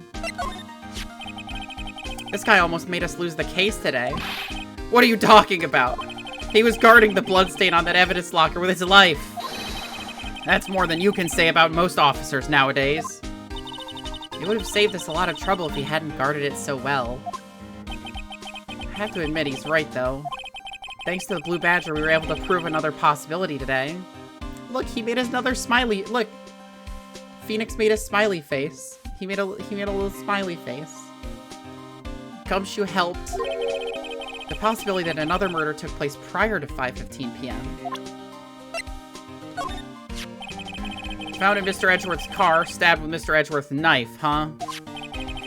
What would drive Chief Prosecutor Skye to do such a thing?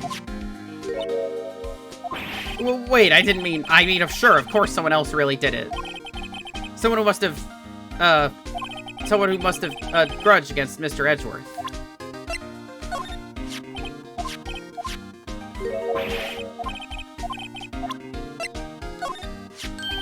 Hey, that's it! That's the King of Prosecutors award that Mr. Edgeworth got the other day. Were you at the award ceremony, Detective Gumshoe? Of course, pal. I got an award for diligence myself. Ah, congratulations. I was wondering, why is the award a shield? And why is it broken? Oh, there's a reason. I'll tell you what it is later. Apparently he's forgotten. This ID card belongs to the victim, Detective Bruce Goodman. You can do just about anything these days with a card and a secret number. Scary. Maybe you can go to Edgeworth's office and talk to him now that you have the picture? Maybe. It's only scary because you keep dropping your card, Detective Gumshoe. I forget my secret number a lot, too. I'm scared of myself. But I'm me, after all. And what could be wrong with that? I think I'll stay out of this conversation. Okay, bye.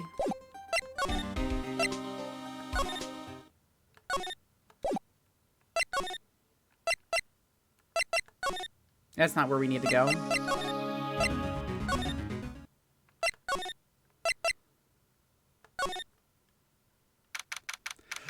Yes. Edgeworth. I was gonna talk to him after I talked to Gumshoe anyway, but I thought I had to finish the thing with Gumshoe first.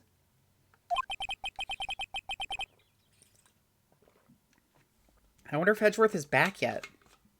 I have to keep drinking water because I am becoming so moist. That, like, I'm honestly thinking about ending the stream soon because I'm sweating so much. I don't want to sweat too much into my headphones. There he is. It looks like he's writing something. What are you doing here? He sure was quick to throw that paper on the floor. Tough day in court, huh? I've had to live in the past 2 years with rumors flying around. What's another allegation to me? Cheer up, Mr. Edgeworth. I'm rooting for you. That's Edgeworth for you. Always trying to hide his real feelings. So what do you want? Unlike some people, I don't have all day. Well, first, I want to look at that piece of paper. I wonder what he was writing before. Come on, Mr. Wright. Let's take a look. Are you crazy? Edgeworth is sitting right there. Just distract him. I'll check it out. Hey, Edgeworth. Is that Detective Gumshoe out the window there? Oh no, he's falling to the ground. Hold on. First, let me see what that girl's doing crawling around my feet. He didn't even look. What? Letter of... If you're having trouble reading, I'll read it for you. It says, letter of resignation.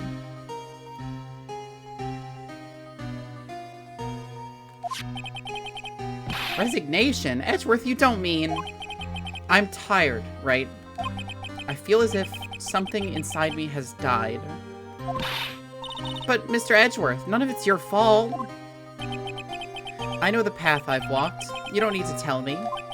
And the path I've walked hasn't been a just one. I can't forgive myself for what I've done. And no one else should forgive me either. Uh-oh. I think he's serious. Mr. Wright, please, you have to do something. This letter of resignation. I wonder if I can use it for anything. Oh, okay. Look, it's the blue badger!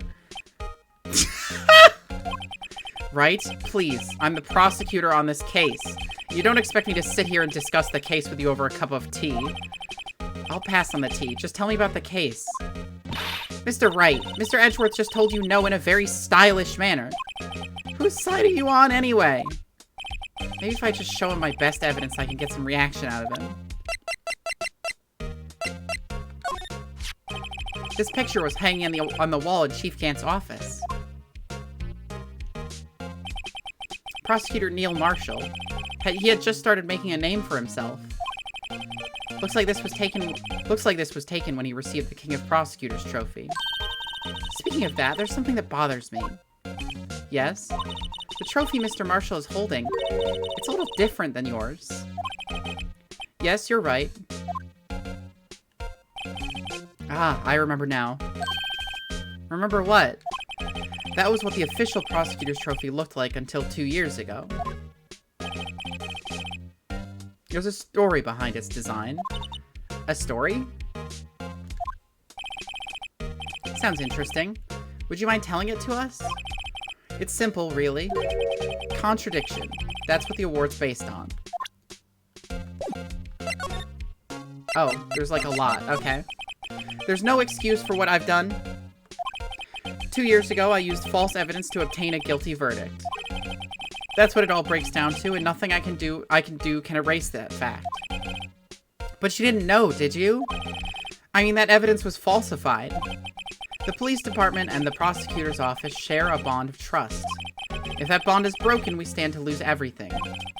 The police department's error is my error, my responsibility as the prosecutor in charge. That fact remains the same no matter what excuses I might have.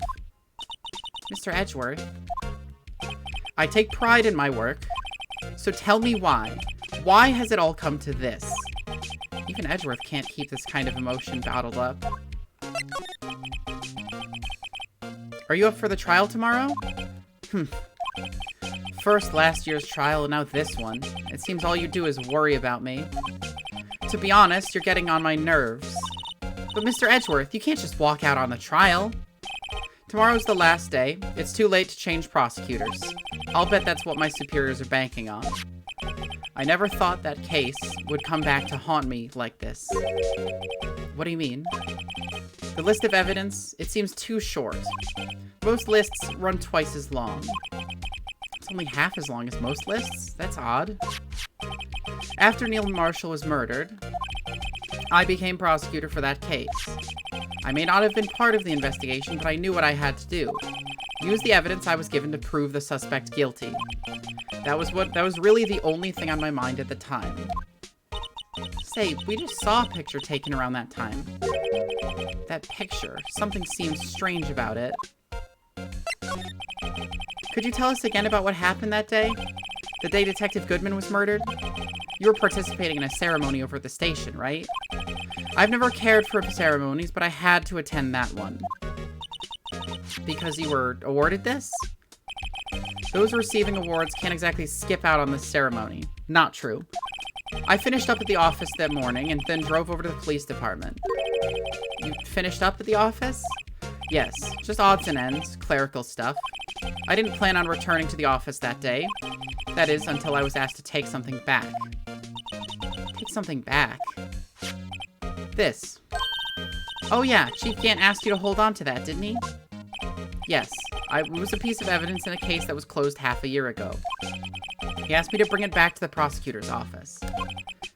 That's the story we heard yesterday.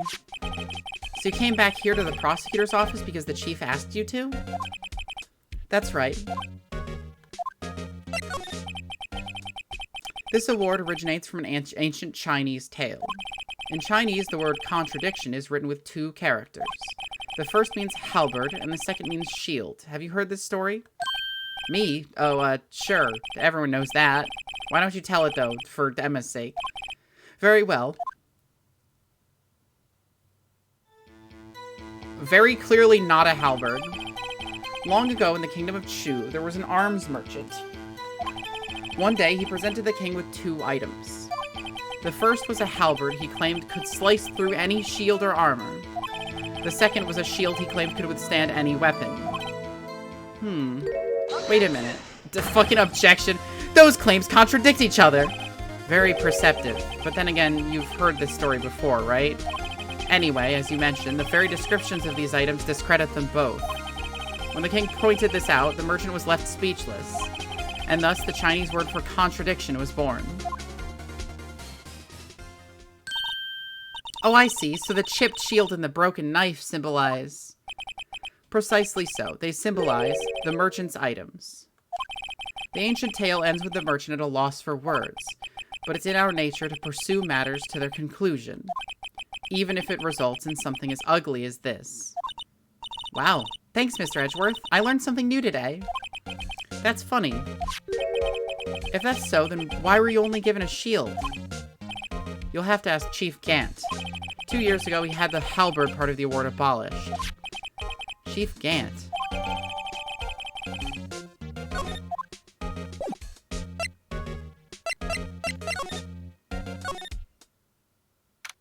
Oh, fucking hell.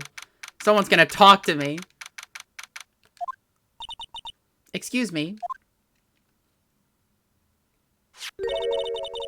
Would either of you care for a 1/4 pound of roast beef? Miss Starr! Yes, I guess she's out of lunches. You certainly are the curious sort, aren't you? Kind of like the first person who sucked a cow's nipple to discover milk. Still, I never thought you'd go digging up that case from 2 years ago. Everyone in this trial was involved in the SL9 incident. Not only that, but the murder occurred on the very day the evidence room on that case was due for transferal. This can't be attributed to mere coincidence. Aren't you forgetting something? You know, that little scene I happened to witness? The instant Lana stabbed Detective Goodman with a knife. No matter how much of the past you dig up, it won't change what I saw. Roast beef is meant to be savored when eaten. Miss Starr's hatred towards Lana. It all dates back to 2 years ago. Joe Dart. That's a name I'll not soon forget.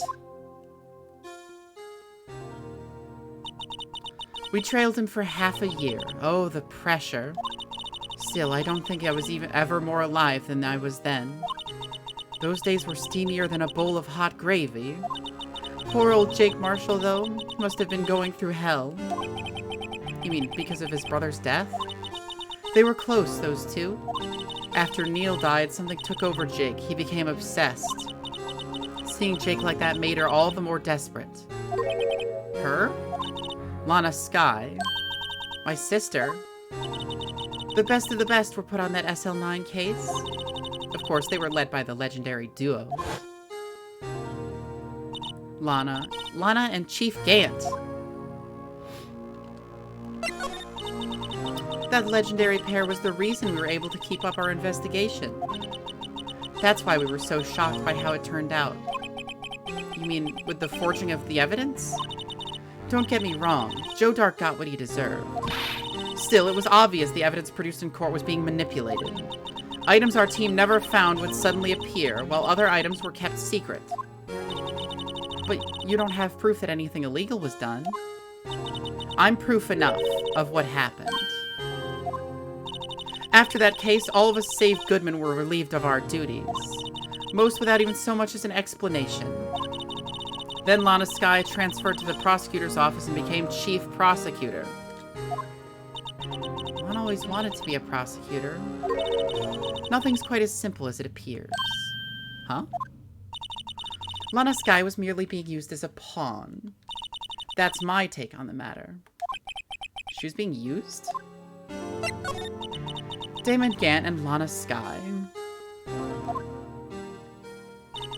Gant led the investigation with Lana second in command. They were the best. They solved all kinds of cases together, didn't they? Damon Gant's magnetism in particular was almost unreal. His magnetism? By that I mean his ability to attract evidence. He'd produced the most incredible evidence in the cases he handled. Incredible evidence? You mean... Oh yes, there were rumors about him even back then. No one dared to confront him though. I take it she's talking about forged evidence. Back then, everyone looked up to Lana. All the detectives wanted to be like her. Really? Oh yes, myself included. I was a fool, really. She hated anything crooked and always watched out for the other detectives.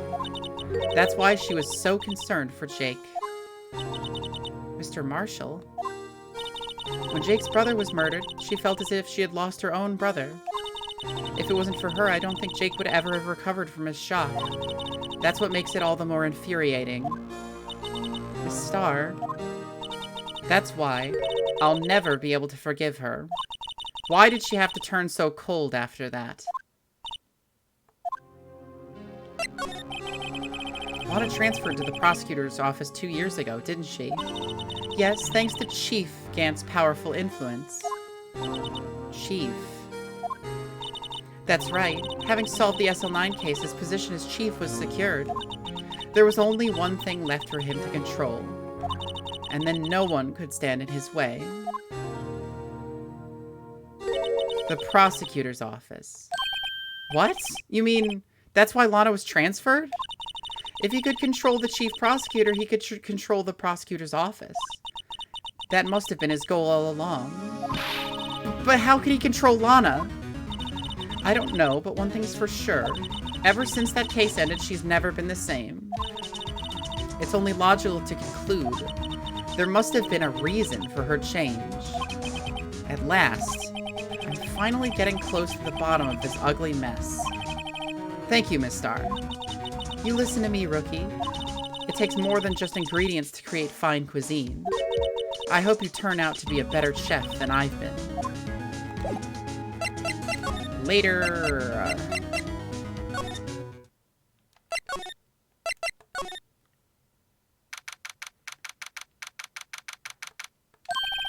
Oh, you're back. You're still here? I gotta make 150 copies of these files.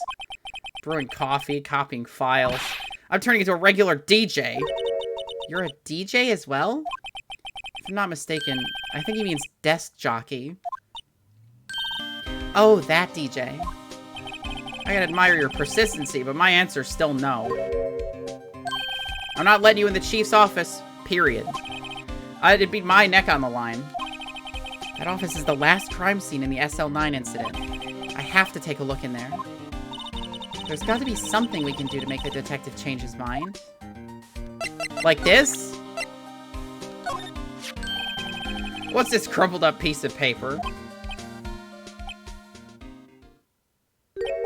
No way! Mr. Edgeworth can't be serious! Is he ever not serious? I can't believe they've pushed him this far. Mr. Edgeworth really feels responsible. When I first met him, I thought he was as cold as ice too. But I know different now. He trusted us detectives to provide him with sound evidence, but we betrayed him. Detective? That's it. I've made up my mind. But, here, take my ID card. We can't do that. If someone found out, they wouldn't let you off the hook with another lost item report. Look at me. It's no secret I'm already out of the loop. After all, I'm friends with Mr. Edgeworth. Depending on how this case turns out, I may already be as good as terminated. What? So at least let me do this. For Mr. Edgeworth's sake. Alright, detective. Thank you. Let's go! Let's break into a fucking office. February 24th, Police Department, Chief's Office. Here goes, Mr. Wright.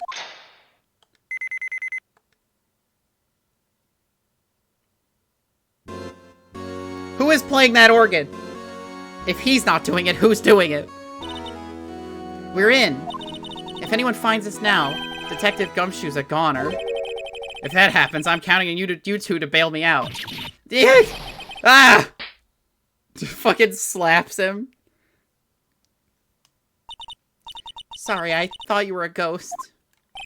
I didn't even know you could slap a ghost. Ah, Detective Gumshoe!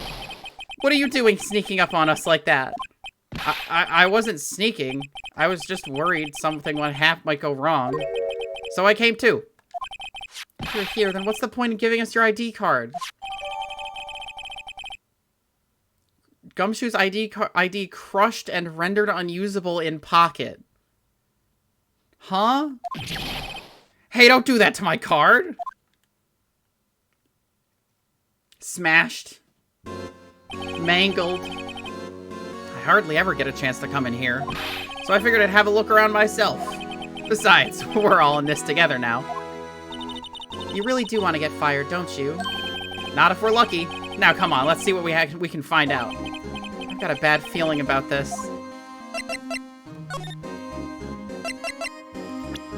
Shit.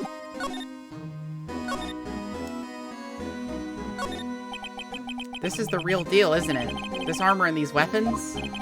Sure is, pal. The chief doesn't care for imitations. First the pipe organ, now this armor. Do you know how many taxpayer dollars must have gone into this room?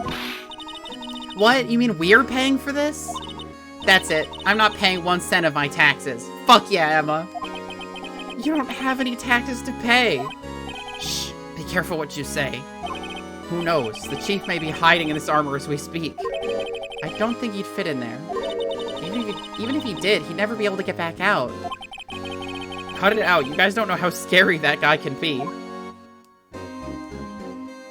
funny phone. Wow, look at the size of Chief Gant's desk. Speaking of that, when we were here earlier... Oh, it's you two. Chief Gant. He put that paper he was reading in his desk. I wonder what he was reading. This looks like a list of evidence. A list of evidence? In most cases, the list runs twice as long as this, though. Hey, look at the case name. Huh? The SL9 incident. I wonder what this is doing here. Hold on, detective. What did you just say? I said, I wonder what... No, about evidence lists. Normally, they're twice as long. That's right. I guess there wasn't a lot of evidence. A half-sized list of evidence. List of evidence. It seems too short. Most lists run twice as long. What would the other half of this list be doing here? I knew it. The chief must be hiding something about that case. It would appear so. Evidence List 2, the sequel.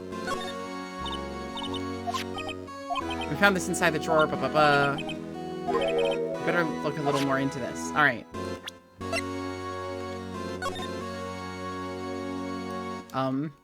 I can't read this. What the fuck? Okay. Oh, this is the drawing she did.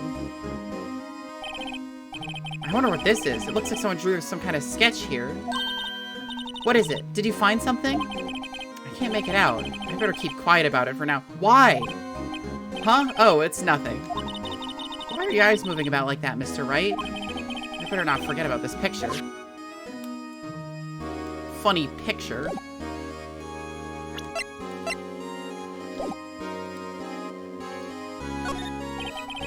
This is a safe, isn't it? Safe. That word is ripe with intrigue. Okay, if you say so. It looks like there's like a code needs to be entered into this panel to open it. A 7-digit number. I think I just might know what it is. Do you know what it is? I have a hunch. Oh, I know. You want to try my birth date? It's...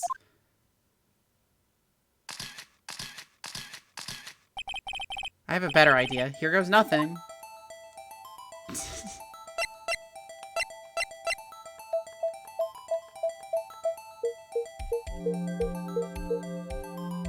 Fucking stupidest shit in the world.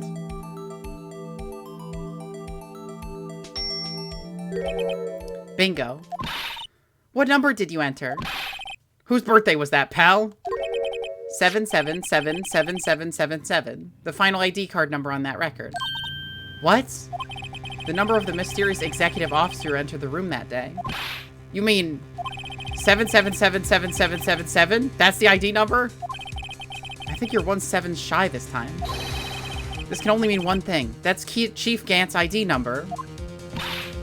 Say, anyone care to look inside? Is there any money in there? How much does he have stashed away? Look, it's a shard from a broken cup. This somehow looks familiar. Where have I seen this before? There's something else in here too. What's this? It looks like a piece of leather cloth. Leather isn't cloth, I don't think. This is a handprint, isn't it? Hey, I saw someone wearing a shirt like that once. You think the chief made up the design?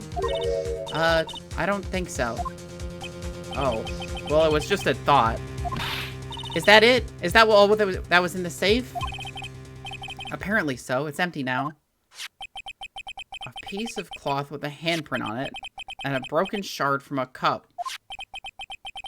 They look like pieces of evidence. Yeah, but unless you can prove they have something to do with the case, I'm afraid I can't just let you take them. After all, it's my neck on the line here. Great. Now I have to prove their relevancy to get them. How are these two items related to the SL9 incident? Come on, there's got to be something we can show the detective.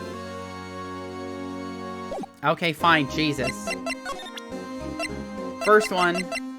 It's clearly part of the jar. Detective Gumshoe, could you have another look at this jar? I remember when the three of us put that back together. Ah, those were the days. It's kind of early to be nostalgic. Wasn't this jar a piece of evidence from that case? That's right. One of the shards had an SL9 incident sticker on it. Doesn't this ring any bells? You know, that fragment we just found? You mean this one? That was in the safe? Hated that part so much the first time. It's just putting shapes together. Yeah, that one. That was in the safe. Now that you mention it, it's ringing a lot of bells. Let's see if it fits. Yeah, but it worked really poorly? That's fair. Here, let me see that shard. I'll take a crack at this. Go ahead, pal. Show us what a rookie can do. Mr. Wright, here's some glue. I'd piece this together again. It'll prove Chief Gant was knowingly hiding evidence. Here goes. Like, you just face it upside down, and then there. I don't even know why it has you do it. Like, as soon as you line up the handles, it's easy. You just, like, there's no thought involved. There, it fits like a charm. That, of course, means Chief Gant willingly and knowingly hid a piece of this jar in his safe. In other words, he concealed a piece of evidence from the SL9 incident. Where you see the touchscreen. There is no touchscreen. It's only buttons. Touchscreens aren't real and they can't hurt you. But... Hey guys, get a load of this! What is it? This piece you just attached. It's different from the others. They did when I did this? Oh, they hadn't erased them from the world yet. There's a reddish line on it. A reddish line. That's blood. I don't get it. Why would Chief Gant hide this in his safe? Because it says Emma on it? Dumb shit. That desk on the other side of the room. Was that your sister's? Yep. That's where I was waiting for Lana. I love her, like, minimalist, fucking office furniture that hasn't been removed in 2 years. On that day 2 years ago. Is anyone using it now? No, sir. This is entirely Chief Gant's office now. He practices a strict policy of preserving the crime scene. That's a strange reason to leave it there. He leaves it as a warning to everyone else. He wants us to always be alert. He told us so himself at our New Year's party. Of course, he was pretty intoxicated at the time. I see. So ever since Lana left, no one ever touches that desk? No one except Chief Gant and the cleaning lady who's in here each morning. Still, 2 years have passed since that incident. There can't possibly be any clues remaining. Can I ask you something? Sure. You only came here to look around, right? Because it's one of the SL9 crime scenes. I mean, that's your only reason for coming here, isn't it? Why do you ask? You don't think... Nah. You wouldn't be... No. No, there's no way. Never mind. Don't worry about it. Okay. Now then, let's look around a bit more. Hey, hold on. Not so fast, buddy. Huh? What is it? When someone tells you don't worry about it, it's supposed to start bothering you, pal. You don't just let it go at that. Sorry. This guy's starting to get on my nerves. Enemy of all autistic people. Okay, so what's bothering you? You two don't think Chief Gant might be a suspect, do you? What? He's right, Mr. Wright. What do we think of him? Chief Gant. So it's finally come to this. What do I think of him? Perhaps it's best I don't divulge my feelings yet. There you go, ignoring me again. Yeah, Gumshoe, sorry. Ignoring you is kind of something that just happens in this series in general. You can see pretty far from just 15 stories up. If you were to drop that suit of armor from here... At first, the chief wanted to use stained glass for this window. Really? Why didn't he? They say he changed his mind because he wouldn't be able to see the view. Oh. Stained glass or not, it's a huge window. The man is a vampire. The chief's organ sure is a sight to behold. Occasionally we hear him playing it from the Criminal Affairs Department. That's on the 2nd floor, and this is the 15th floor of an entirely different building. When a detective screws up, the chief calls him to his office and makes them listen to the organ for hours. What's so bad about that? Music soothes the soul. After that, the detective can't hear anything for days except the ringing in their ears. So it's an instrument of punishment, literally. But aren't the chief's ears affected? He never listens to anyone anyway. That's beside the point.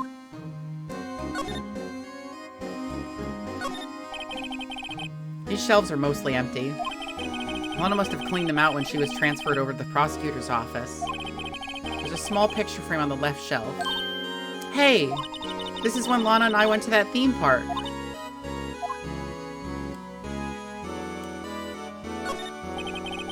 This was Lana's desk. It sure is tidy. Lana's always been a meticulous cleaner. There's not even any dust on it. Looks like someone's still keeping it clean. Does Lana ever come back here? No. Chief Gant must still keep it clean in the memory of their partnership. They were the stuff of legends are made of. Does he keep it in memory of her or in memory of the crime?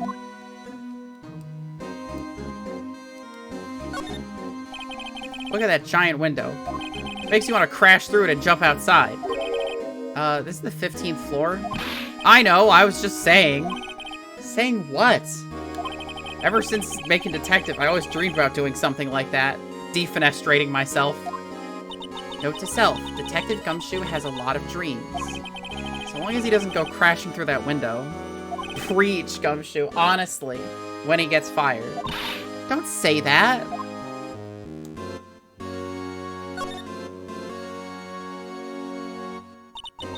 This was taken on that day 2 years ago. The day Joe Dark ran out of the questioning room and tried to kill Emma. After receiving his award trophy, Mr. Marshall took a picture here. Then we went along with the Chief Gant to question Dark. I bet he never knew he'd be dead just a few hours later. No, I think he knew. Gee, you think?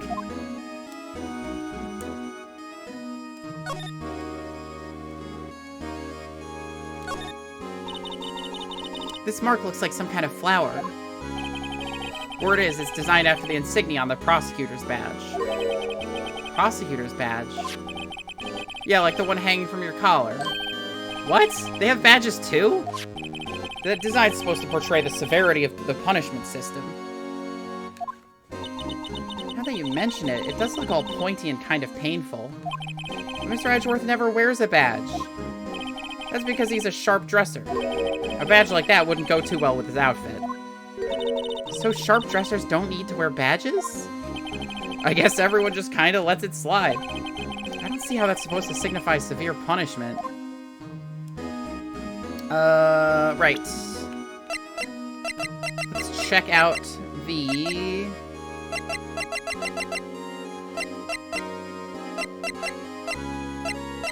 Luminol. Nope.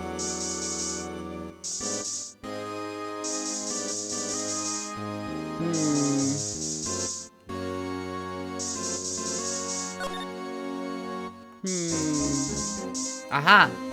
Located. Whoa! This area must have been covered in blood. Is this from that incident?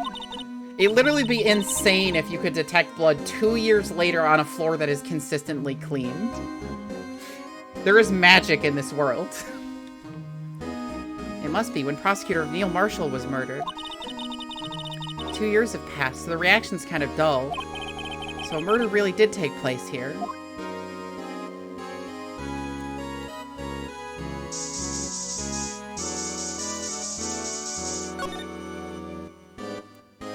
What about behind your desk? No, okay.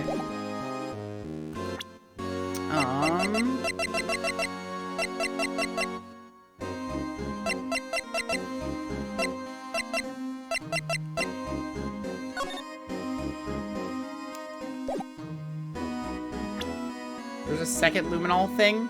That doesn't seem true.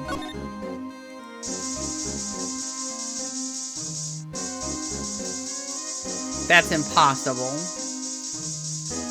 There would never be a second luminol thing.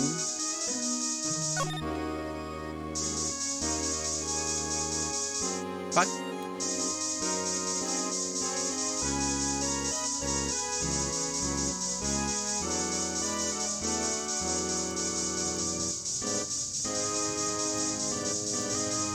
What part of this area have I not hit?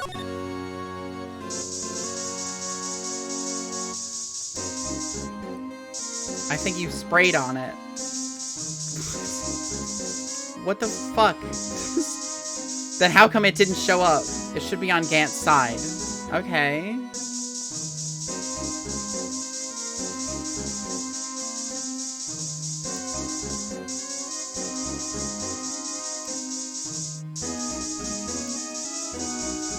I'm just going crazy with this. Okay.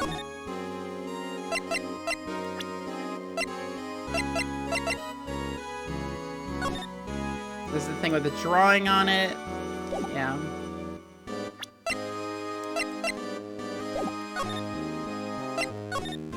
And now we need to, like, present something to Gumshoe to make him let me take the evidence. If I'm fired, I won't be able to give you any information. So that's why I have to get it all out of my system now. You understand, don't you? Don't be so negative, detective. We do want you to share your information, though. Oh, who am I fooling? I never had anything useful to share to begin with.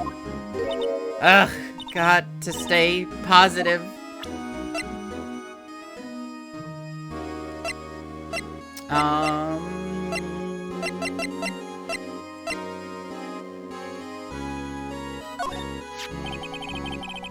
I feel a lot better now that this jar is complete. But it only raises another question. Oh! I should probably examine it. What was it doing? What was a piece of it doing in the chief's safe? More importantly, why wasn't there any money in there? Isn't that what safes are for, anyway? I have a feeling the outcome of tomorrow's trial just might hinge on this.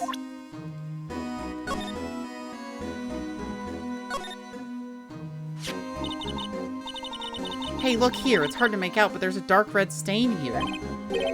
Looks like blood. This piece of the chief is different, though.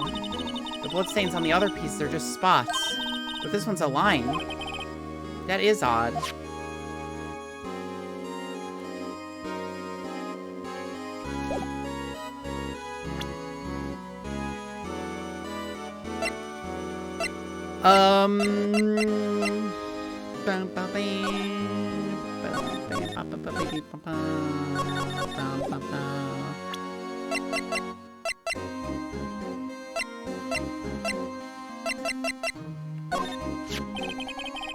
That's the ID card record, isn't it? Yes, there's only one number left to investigate. At 4:20 p.m., the victim, Detective Goodman, must have entered a landlord's room. Someone the investigative officer number 777 too many. Okay.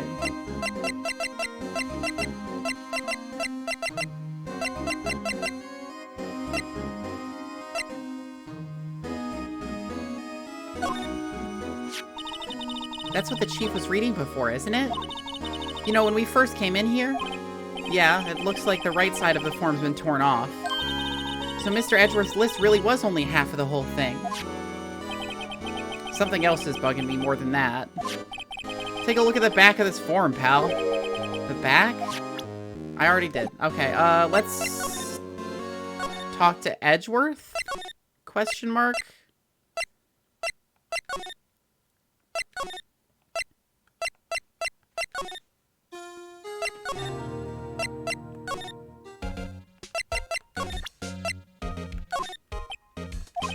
He really doesn't care? This is the other half of the evidence form that he has. What the shit? He doesn't care? He doesn't care about this either.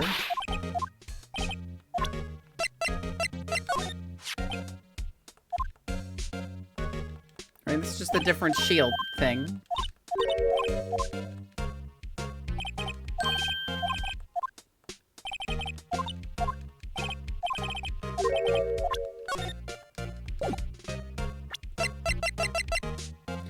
I'm freaking confused and hot, and I'm sweaty, and my brain doesn't work. Oog. What the fuck would I show him to prove anything?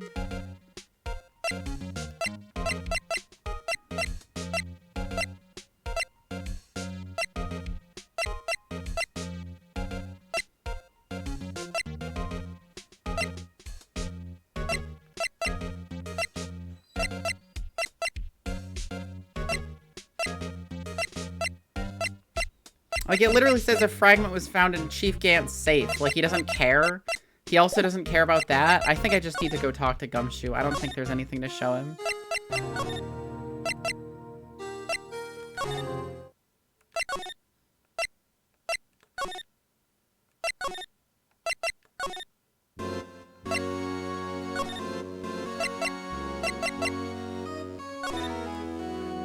Is there anything I haven't looked at yet?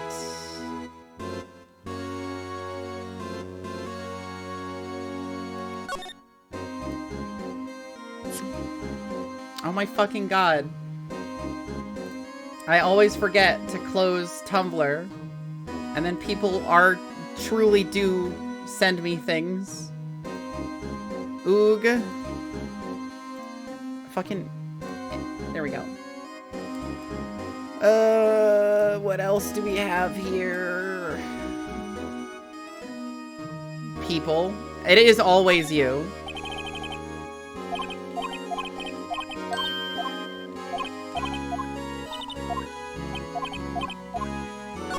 Fuck, I did it again.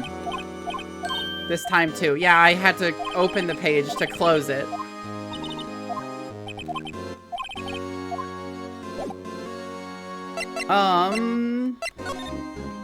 You have nothing new to say to me. The Blue Badger!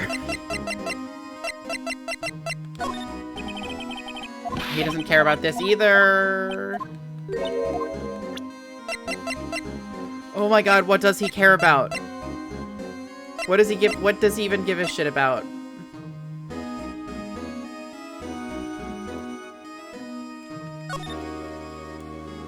Okay, he looks at the back of it.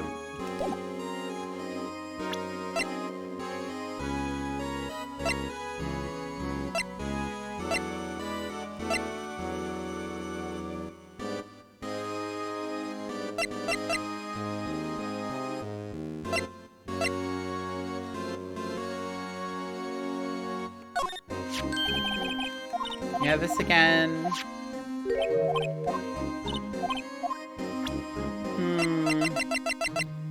You just give me the same answers for the old stuff.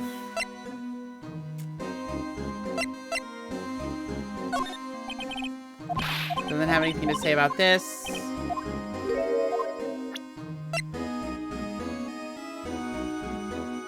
He doesn't care about this either.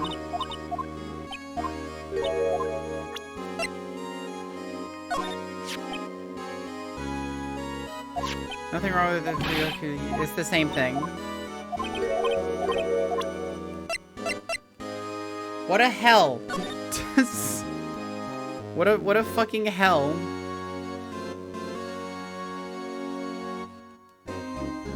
I want to spray luminol on this. But I can't. I'm not allowed.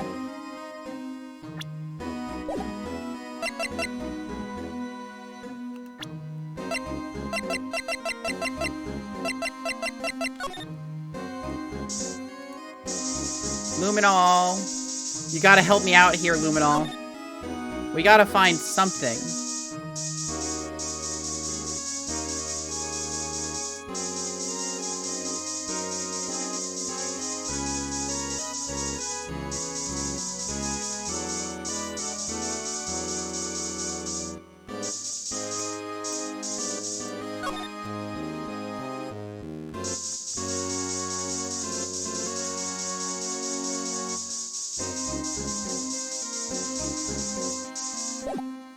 Wait a second. On the luminol screen, the safe is closed. That's weird. I truly don't know what I meant to do here. Badge. Detective, here is my attorney's badge. You show this to me every time we meet, pal. Real men show their police badge. Did you look at the armor? Yes, I did. Enough said. I wish I had a badge. Even an ID card would be nice. I can look at it again. Yeah, it's like if there's a check mark on it. Like I've already gotten everything from that. It was just a conversation that Gate could be hiding there, you know?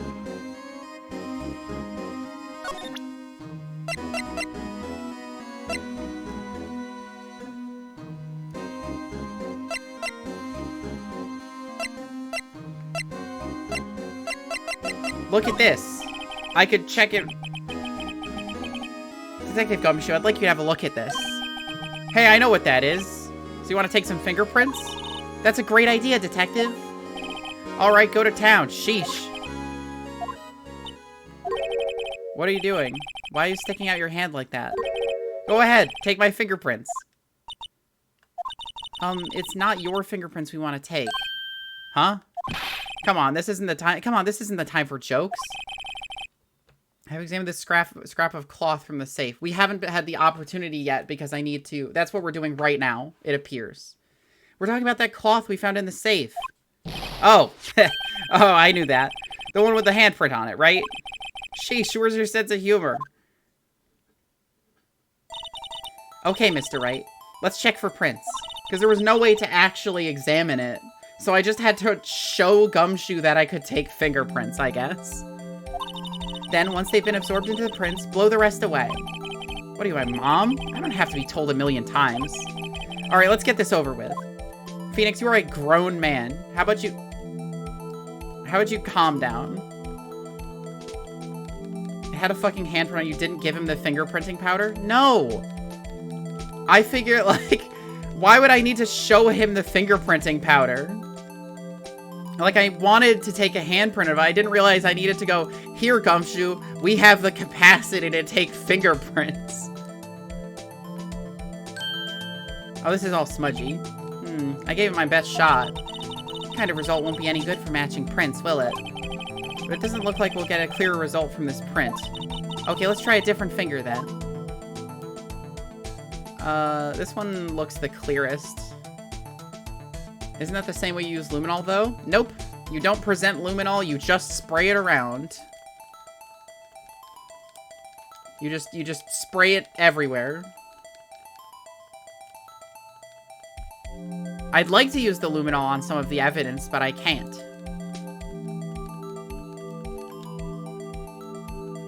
Oh, this isn't good enough for you? Really?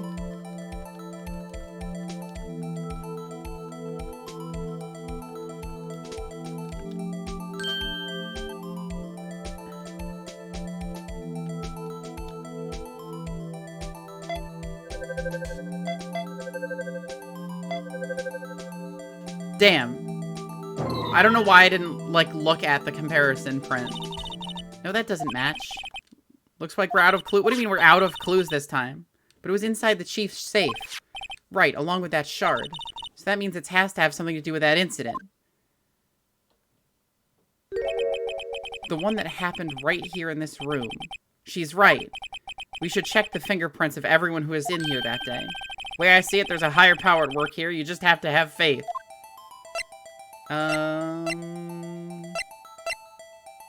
That's the closest. Oh, there we go. That's a perfect... Oh, yeah. That's a perfect match.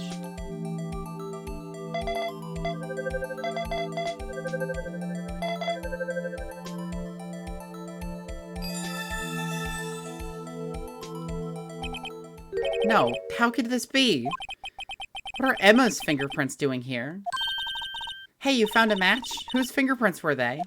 Huh? Oh, it seems the prints are too old. They aren't clear enough to get a match. Oh, that's too bad. I thought they'd be Dark's prints. Plus the vase says Emma on it. Psst. Hey, you. Over here.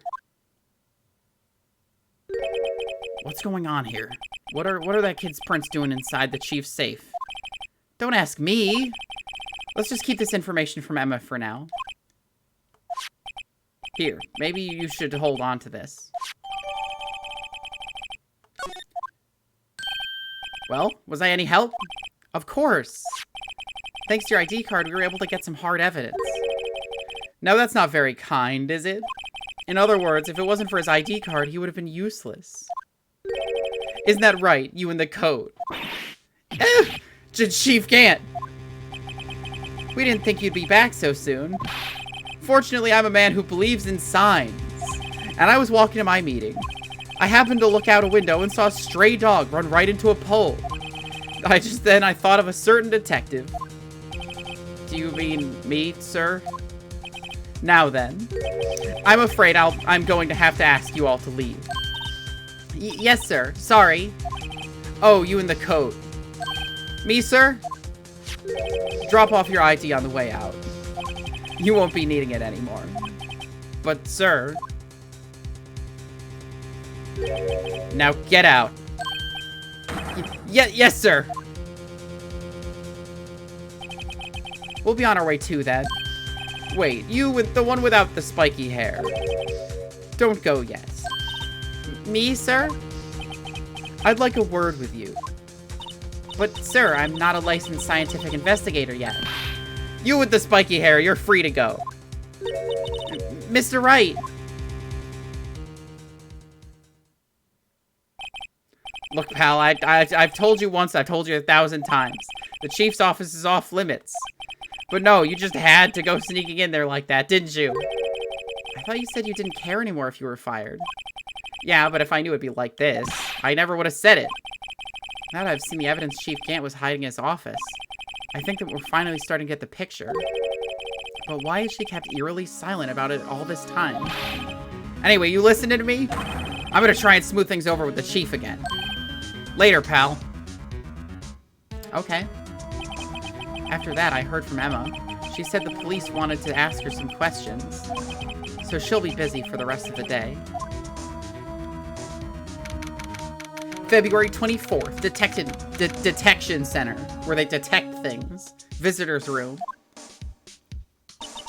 I see. So the chief asked Emma to come in for questioning.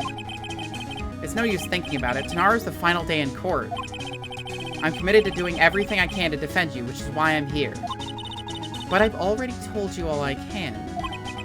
What you've told me over these past couple of days is absolutely nothing. Not a single useful thing. Really, I believe I did mention something quite important. Something I told you right at the beginning. I said that I was the one who stabbed Detective Goodman. You know, I think I finally figured it out.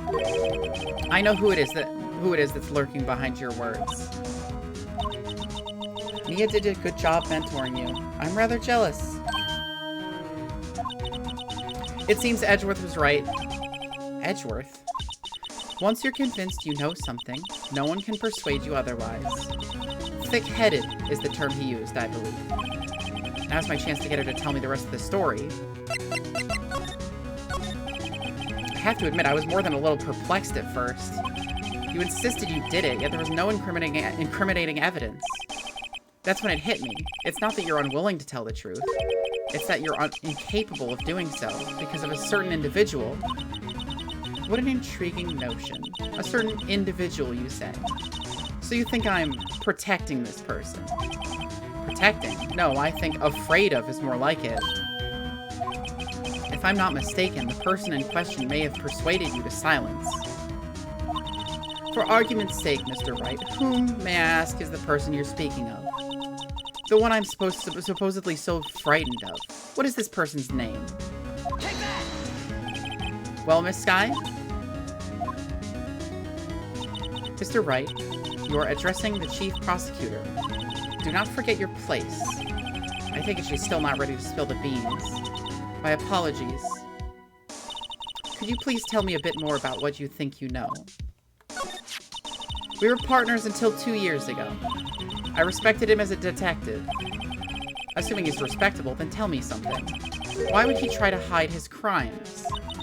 His crimes? Both you and Edgeworth will be brought before a board of inquiry before what you did. Specifically, hiding and forging evidence. Of course, these are serious offenses. Why is it, though, that Chief Gant's name was never mentioned? Chief Gant? Edgeworth didn't know the truth behind the forgery. The only party who could have possibly tampered with the evidence was me. I had access because I was second in command of that investigation. Yes, you, but also one other, Damon Gant. If you intend to accuse Chief Gant, you'll need more than just words. Show me proof that Chief Gant falsified evidence in that case. I just found this in a safe in the Chief's office. This jar piece, and this piece of cloth. Do you know what these are? They're pieces of evidence from the SL9 incident. The person concealing evidence was none other than Chief Gant himself. Now tell me, why are you taking all the blame for him? Touché, Mr. Wright. It's as you surmised. I cannot disobey the Chief's orders, even if it means being found guilty for murder. Why not? Come now, Mr. Wright. You can't possibly expect me to be able to tell you that. 3 days ago, I had no choice but to cooperate in the murder of Detective Goodman. Or perhaps I should say, follow orders. Yes, that's more accurate than cooperate. Although I can't tell you the details, I can say that I was given an order that day. I need you to dispose of Bruce Goodman's body. You'll find it inside the trunk of Miles Edgeworth's car. Just as I suspected, despite what everyone believes, you were not the one who murdered Detective Goodman. Correct. I was trying to take the body out of Edgeworth's car. The trunk's lock was broken, and I discovered that that murder weapon while inspecting the body. The murder weapon? The murder weapon, you mean Edgeworth's knife? No. When I found the body, this was the knife stuck in it. The knife from the SL9 incident. Serial killer Joe Dark's knife. I couldn't just leave that knife in him. So I took it out and stabbed him with another knife. That would be Edgeworth's knife. That's right. Even though he was already dead, my hands were shaking at the thought of stabbing him. That's why I ended up cutting my hand. And that's the reason for the bandage on your right hand? Serial killer John Doe's knife. The knife of John Doe. The serial killer John Doe's knife. Yes, it seems I got blood on the victim's shoes as well. And then she saw me just as I plunged the knife in. Miss Starr, huh?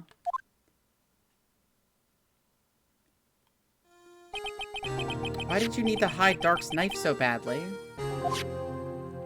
I guess that is also a real Ace Attorney guy. Yeah. It took a lot of work to finally close the Dark case 2 years ago.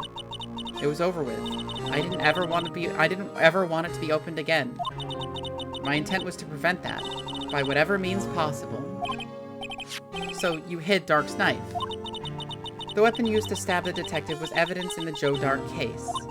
If word got out, which it would, the reporters would have a field day with that. So you wrapped the knife in your scarf and hid it.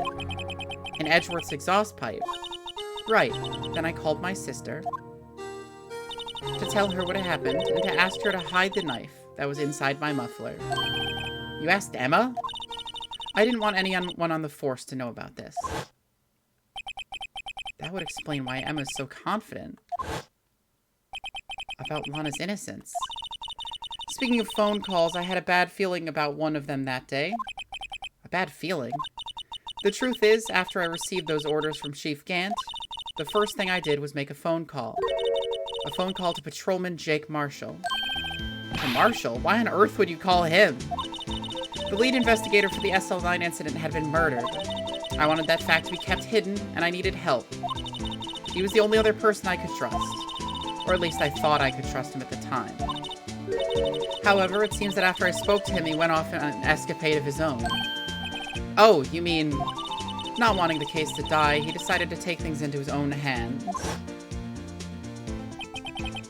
He disguised himself as Detective Goodman and tried to steal the evidence. He had already stolen the ID card, but it seems he still hadn't made up his mind to break into the evidence room. After my phone call, any remaining doubts he had must have disappeared. I appreciate that just saying Jake Marshall's name causes country music to play. Like Western music. So your phone call caused the incident in the evidence room?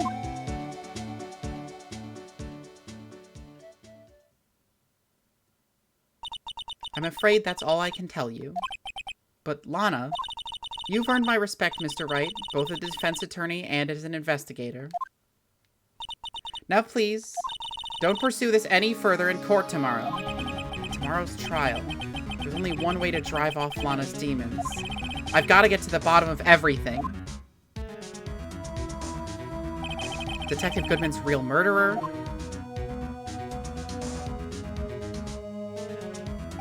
And what went down in the chief's office 2 years ago? To be continued. Lana's demons. Exactly. And we will save, because that is where I'm going to be ending for tonight, because I am so extremely sweaty and uncomfortable, and I want to take a shower so bad. So we are going to find somebody to raid.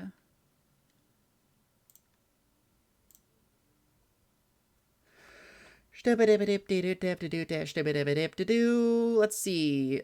Ichi is playing Tears of the Kingdom.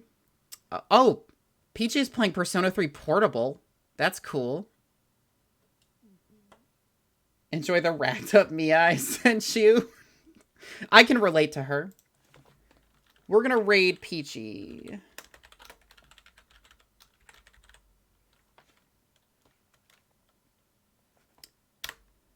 All right, everyone. I will see you again on Sunday with more Disco Elysium, and then on Wednesday with more art. I'm going to be working on more emotes, so be sure to send in any suggestions for emotes or art assets, things you want to see before Wednesday. Because I don't have a huge amount of ideas for emotes, so it might just be gameplay if I can't think of anything. But if I do think of some emotes, we're going to be making and adding at least one of those. Anyway, guys, have a fantastic weekend. Have a good night. And I'll see you on Sunday. Bye-bye.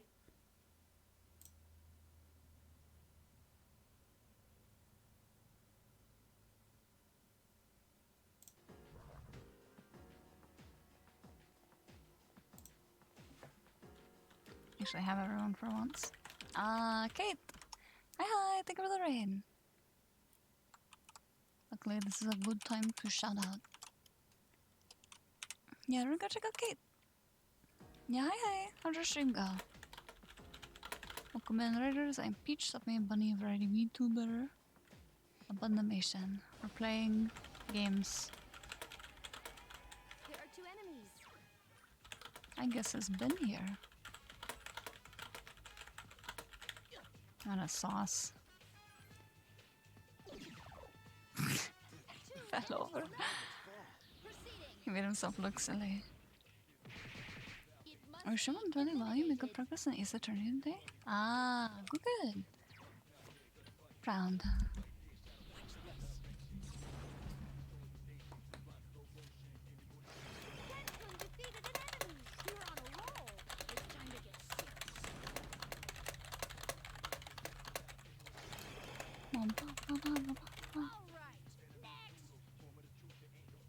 Next? What the heck? He's gonna take someone's order. I had to go take a shower because it was so hot in your room during stream. Ah, dirty shower.